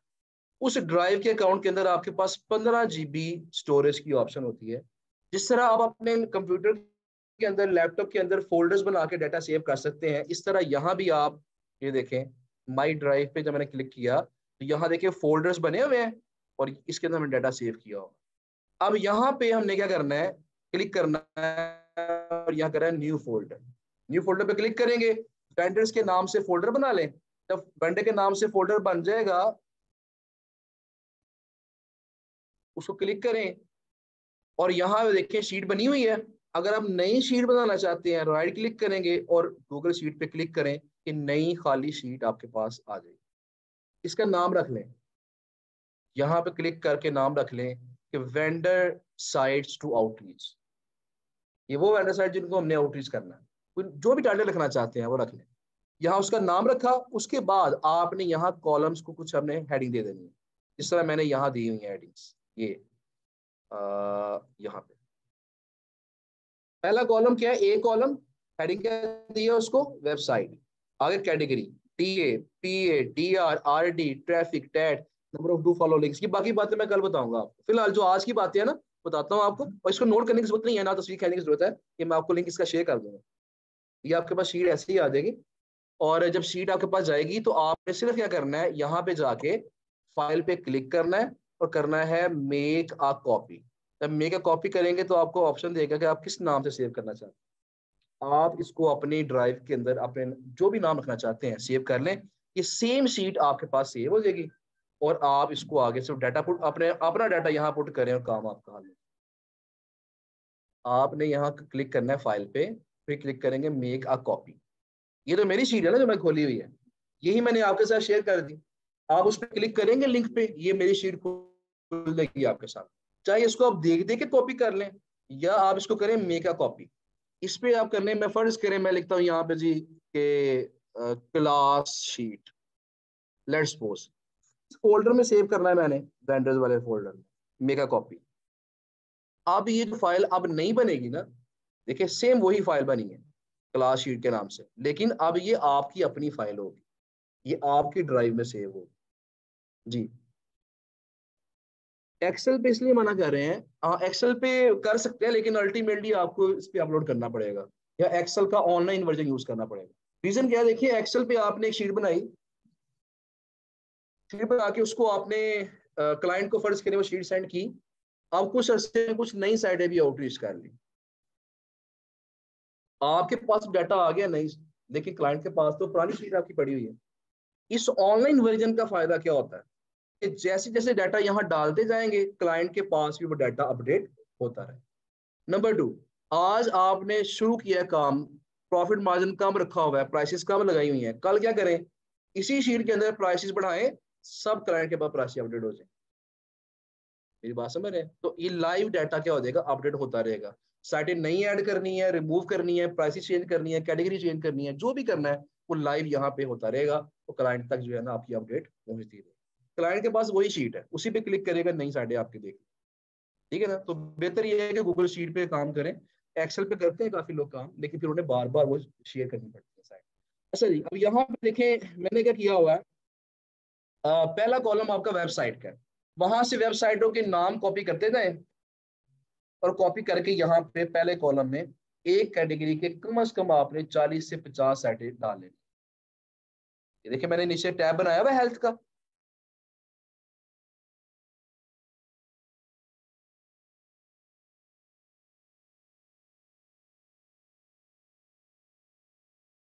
की शीट में मैंने टैब बना दी, बजाय मैं शीटें अलग अलग बनाता, डाटा बिखर जाता मेरा। मैंने एक ही शीट रखी है, उसी में टैब बना दिए हैं ताकि डाटा मेरा एक ही शीट में रहे, जो भी चेक करना है मैंने इसी में चेक कर लूँ, ठीक है ना। ओके, तो यहाँ देखिए कॉलम सारे वही रहेंगे। जिस तरह ये बिजनेस है, अब फर्ज करें मैं इसमें इसको डिलीट करता हूँ, इस कॉलम को, इस रो को डिलीट करता हूँ। अब ये इस टैब में टैब तो बना लिया, अब मैं क्या करूंगा, मैंने यही पैटर्न वहां फॉलो करना है। मैं इस रो पे क्लिक करूंगा, इसको कंट्रोल दबा के सी दबाऊंगा, और बिजनेस में जाके पहली रो क्लिक करके इस पे कंट्रोल दबा के वी दबाऊंगा, सेम पैटर्न मेरा यहाँ भी कॉपी पेस्ट। तो आपने सेम पैटर्न को हर कैटेगरी के अंदर फॉलो करते जाए। हेल्थ वाली साइटें हेल्थ हेल्थ के टाइम में डालते जाएंगे, जब 10 साइटें हो गई, उनको 10 साइटों को प्री पोस्ट एसईओ में डाल के उनका डीए चेक किया, जिनका डीए 20 से ऊपर है उनको यहाँ रख लिया, जिनका 20 से कम था उनको यहाँ से डिलीट कर, फिर 10 साइटें और डाली, उनको प्री पोस्ट एसईओ में चेक किया, तो साइटें म्यार पे पूरा उतर रही हैं, उनको रख लिया, बाकियों को डिलीट कर। इस तरीके से आप 10-10 साइटें करके आपने कम से कम यहाँ पे 40 से 50 साइटें आपने 20+ डीए वाली आपने यहाँ डाली। ये कल का टास्क भी आपका, कल जब आपने आना है तो आपके पास कम से कम 3 कैटेगरीज की 50-50 साइटें होनी चाहिए, कोई सी भी 3 कैटेगरीज, वो मर्जी है आपकी, जो मर्जी चूज कर ले, सिर्फ डीए चेक कर ले उनका, सिर्फ डीए के बेस पे डाल ले, बाकी बातें बाद में कर लेंगे उसमें, ठीक है ना। तो पहला टेस्ट जो था वो डीए था। अच्छा यहाँ पे एक चीज देखें कि यहाँ है, मैंने लिखा कैटेगरी लिखा हुआ मैंने हेल्थ, लेकिन यहाँ क्या लिखा मैंने, मेंटल हेल्थ। अच्छा यहाँ भी एक बात सुन लें, ये होता है निश, इसे कहते हैं माइक्रो निश। निश के अंदर जो सब निश है, हेल्थ के अंदर तो डायबिटीज भी आएगा, ऐसे ही है ना। हेल्थ के जो है फिर आगे कोई कोई बैक पेन आ सकती है, तो अगर कोई वेबसाइट सिर्फ बैक पेन के मुंह दल है, तो कैटेगरी मेन हेल्थ है, लेकिन सब कैटेगरी कौन सी है या माइक्रो निश कौन सी है, वो बैक पेन। जिस तरह आपके पास ऑटोमोबाइल की साइटें हैं, ऑटोमोबाइल्स के अंदर अगर एक साइट है जिसके अंदर कार्स के बारे में भी लिखा हुआ है, बाइक्स के बारे में भी है, ट्रक भी है, ट्रॉलर भी है, सब कुछ लिखा हुआ है, तो बोलेंगे ये एक ऑटोमोबाइल की साइट है, ये एक निश साइट, प्योर निश साइट है। लेकिन अगर आपके पास एक साइट है जिसके अंदर सिर्फ बाइक्स के बारे में आर्टिकल लगे हुए हैं, तो ऑटोमोबाइल, लेकिन ऑटोमोबाइल के अंदर भी छोटी कैटेगरी आ गई ना सिर्फ बाइक्स, तो उसे क्या बोलेंगे, ये माइक्रो निश। निश मीन्स कैटेगरी, कैटेगरी। मैंने पहले बताया जब भी मैं निश बोलूंगा आपने क्या समझना है कि वो कैटेगरी है। असल में होता ही है कि आप फिलहाल जो है निशिस पे काम करें, मेन निशिस पे, माइक्रो की तरफ ना जाएं। जितना माइक्रो निश की तरफ आएंगे उतना डील मुश्किल हो जाती है। तो स्टार्टिंग में सिर्फ मेन जो निशिस है उनकी तरफ आए। हाँ जब वर्किंग कर लेंगे फिर आपने ऐसा करना है, जब आप ये तो वर्किंग कर लेंगे, मेन निशिस आपके पास आ जाएंगी, फिर आप कोई एक दो माइक्रो निशिस पकड़ लें, उस पर आप बस डाटा इकट्ठा करते जाएं।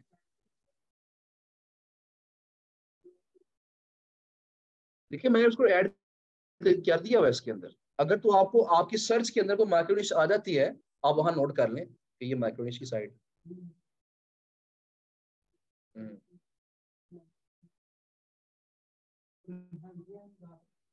अगर वो विलिंग है तो फिर क्लाइंट पे डिपेंड करता है ना, अगर वो लगाना चाहता है, वो एग्रीड है तो लगा दे, कोई मसला नहीं।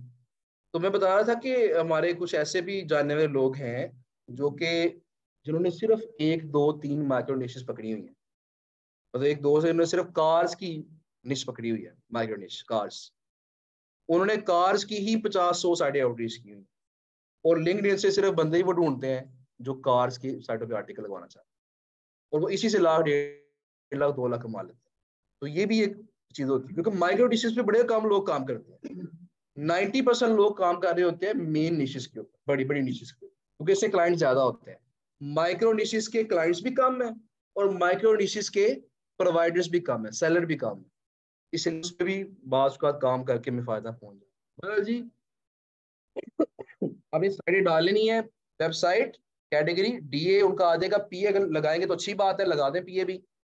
अगली बात तो बाकी बचती है, जो तीन चीजें हैं, डीआर, आरडी और ट्रैफिक। डीआर और आरडी हमें पता चलेगा एहरफ से, और ट्रैफिक हम फाइंड कर सकते हैं, एहरफ से भी फाइंड कर सकते हैं, सेमरश से फाइंड कर सकते हैं, ऊबर सजेस्ट से फाइंड कर सकते हैं, सिमिलर वेब से फाइंड कर सकते हैं। लेकिन जो ज्यादा एक्सेप्टेबल हैं क्लाइंट्स के लिए वो होते हैं या तो एहरफ या फिर सेमरश, ये ज्यादा कॉमन है। अभी किसी ने क्वेश्चन किया था पिछले ग्रुप के अंदर कि सर ये सेमरश ज्यादा बेहतर है या एहरफ ज्यादा बेहतर है, तो मैंने उन्हें एग्जाम्पल बताई एक कि वैसे तो ये होता है कि दोनों के स्टैट्स डिफरेंट है, हर कंपनी ने अपना हिसाब लगाया हुआ है।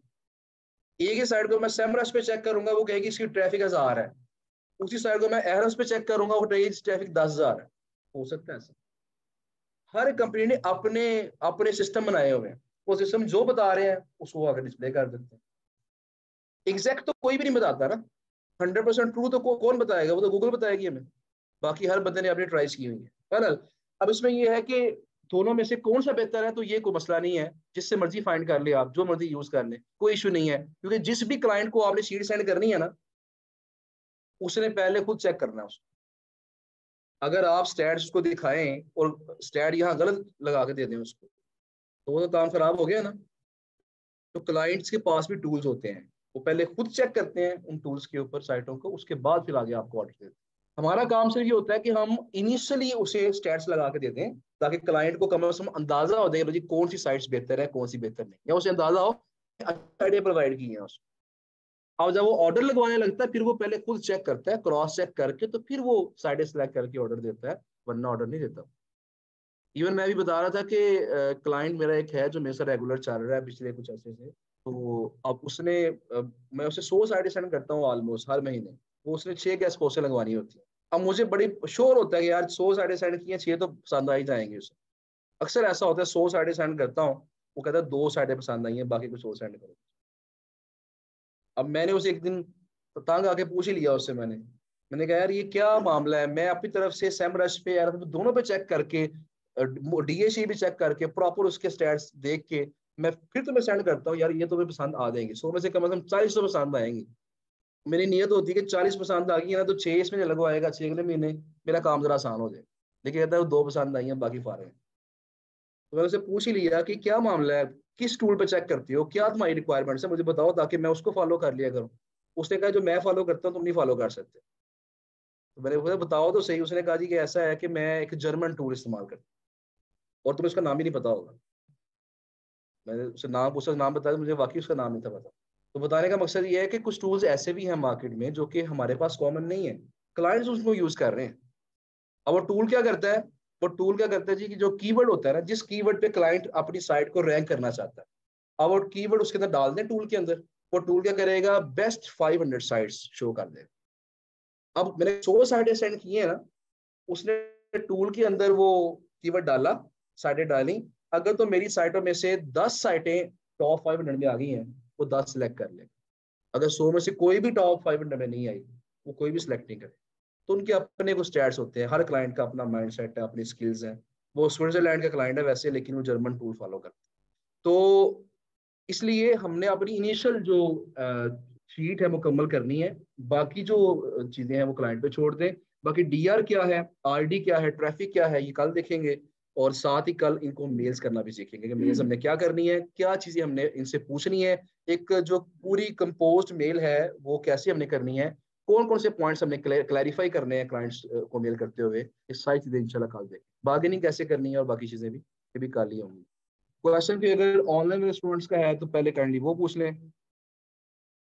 सैमरस पे ट्रैफिक लो शो हो रही होती है और एफ पे ज्यादा, हम कौन से कलेक्ट करें? मैंने आपको बता दिया जी, किसी एक को फॉलो कर, ये भी दे देते हैं आपको। एहसन साहब अगर आवाज सुन रहे हैं, तहसीन साहब, एहसन साहब, तो ये 2 मिनट बाद सिर्फ आ जाइएगा कि जो आपके असाइनमेंट पेपर्स हैं वो प्रोवाइड करने हैं आपको। जी जनाब। ये किधर ठहरेगा, पता कैसे लगेगा आर्टिकल अच्छा है कि नहीं? अभी ये थोड़ी लंबी बात जरा हो जाएगी, क्योंकि आर्टिकल को रीड करना पड़ता है, उसमें कीवर्ड स्टफिंग नहीं होनी चाहिए। इनिशियल इनिशियल जो पैरामीटर्स हैं वो तो ये हैं कि आपका जो आर्टिकल है ना उसके अंदर कोई ग्रामेटिकल स्पेलिंग मिस्टेक नहीं होनी चाहिए, पहली चीज ये। नंबर 2 उसके अंदर ये है, प्लेजरिज्म 0 होना चाहिए, कॉपी पेस्ट नहीं होना चाहिए आर्टिकल। नया आर्टिकल अगर एक बंदे ने 10 गेस्ट पोस्ट लगवानी है तो 10 आर्टिकल डिफरेंट होंगे। ऐसा नहीं करना है कि आर्टिकल के अंदर लिंक लगा के 10 जगह पोस्ट कर दे, ये पॉसिबल नहीं हो, ये प्लेजरिज्म में आता है। तो प्लेजरिज्म 0 होना चाहिए। नंबर 3 आगे फिर क्या है कि जो कीवर्ड इस्तेमाल किया गया है वो कीवर्ड स्टफिंग नहीं होनी चाहिए।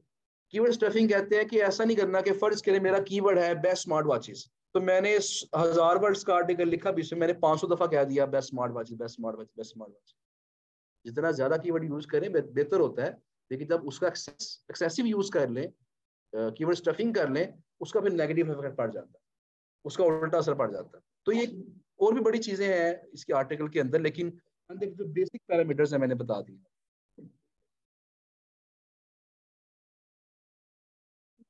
मोज और एफ पे साइन अप लाइट करना है या प्रीमियम करना है? लाइट पे कर ले, जिससे एक्सटेंशन चल रही है आपकी बस वो कर ले। एफ पे तो पे करना पड़ेगा ना आपको प्रीमियम का काफी ज्यादा।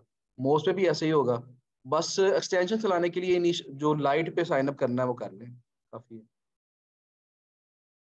वेबसाइट बनाने के मुतालिक इंशाल्लाह लास्ट लेक्चर में बात करेंगे, लास्ट लेक्चर और सेकंड लास्ट लेक्चर में बात करेंगे कि वेबसाइट बना के एफिलिएट मार्केटिंग कैसे करनी है, और उसके बगैर भी हम एफिलिएट मार्केटिंग कर सकते हैं पैरासाइट एसईओ से, वो करेंगे इंशाल्लाह बात। यहाँ से क्वेश्चन था किसी का, टाइम से ऊपर हो चुका है, आप में से किसी ने जाना है तो काइंडली जा सकते हैं, मैं रुकूंगा।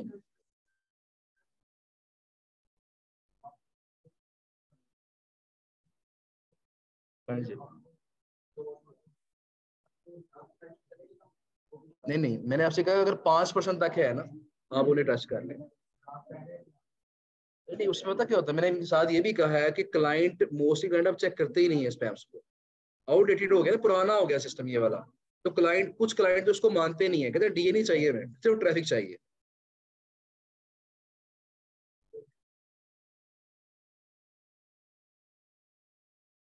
मैंने बताया तो है, आप प्री पोस्ट एसईओ में सर्च करें, 10-10 निकाल लें और 10-10 करके वहां डाल के चेक करते हैं, काम तो नहीं रुकेगा आपका इससे। ठीक है, हाँ जी।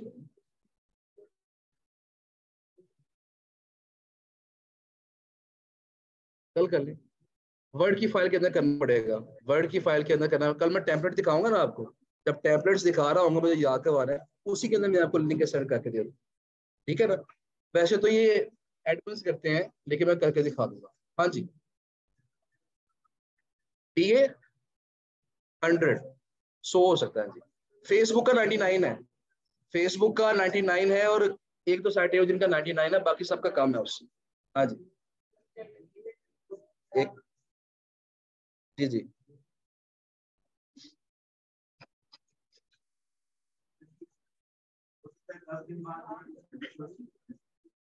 इसको हम करते हैं मंथली बेसिस पे अपडेट करते हैं इसको। हाँ जी, मंथली बेसिस पे चेक करें, नहीं भी करेंगे मैंने बता दिया, हमने इनिशियली लगा के दे दिया ना, अब क्लाइंट चेक कर लेगा उसको। क्लाइंट को उसे क्लाइंट को मैसेज कर देंगे ना कि लास्ट हमने जो चेक किया है फलां डेट को चेक किया था, ताकि उसे पता हो कि फलां डेट को हमने चेक करके लगाया था। बेहतर यही है कि चेक कर लें, अपडेट कर लें शीट। नहीं करेंगे तो मसला नहीं है इतना, लेकिन बेहतर है कि कर लें उसमें। कैटेगरी कुछ भी हो सकती है, कोई सी 3 कैटेगरी से। देख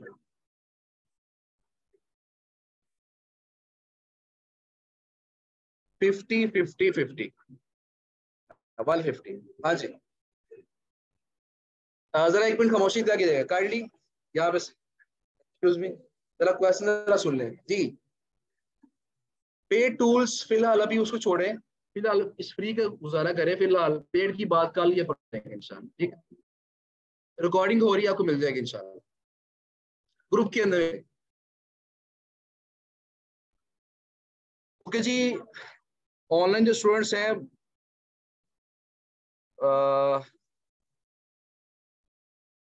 जी कर सकते हैं, राइट फॉर अस के अलावा भी कर सकते हैं। मोज को बाय करना पड़ेगा, नहीं बाय नहीं करना मोज को आपने। बाय के हवाले से मैं कल बताऊंगा आपको कि क्या क्या चीजें बाय करनी पड़ सकती हैं। आप 500 आउट प्लस आउटरीच कर चुके हैं, ओके जबरदस्त है जी। क्योंकि मैं डील भी फाइनल कर चुका हूँ। चलिए अपनी शीट सेंड कीजिएगा मुझे, मेरे नंबर पे कर दीजिएगा। वैसे नॉर्मली देखना मुश्किल हो जाता है, डेली बेसिस पे ना सैकड़ों मैसेज आ रहे होते हैं मेरे व्हाट्सएप मैसेज पे स्टूडेंट्स के ही, तो लेकिन मुझे मैसेज कीजिएगा नाम लिख के आप। असल में कुछ देखे जाते हैं कुछ नहीं देखे जाते, फिर मसला हो जाता है। असाइनमेंट ऑनलाइन स्टूडेंट्स के लिए भी है जी, बिल्कुल है। आपको आपके ग्रुप के अंदर वो जो उसका पीडीएफ फाइल है वो सेंड कर दी जाएगी इंशाल्लाह जी, इंशाल्लाह इंशाल्लाह। अब ऐसा करें कि आप मंडे को जो है ना एक मुझे मैसेज कीजिएगा तकरीबन 2 बजे के करीब, तो इंशाल्लाह तब बात कर लेंगे आप। जी बहुत शुक्रिया आपका, thank you so much. Physical class में जो लोग क्वेश्चन करते हैं आप ओनली उनके आंसर, जी मैं क्वेश्चन रिपीट कर दूं, मुझे वैसे ज़हन में है, मैं इंशाल्लाह कोशिश करूंगा कि क्वेश्चन रिपीट कर दिया जाए। ओके जी, थैंक यू सो मच, कल इंशाल्लाह फिर बात होगी। अल्लाह हाफिज। जी जनाब।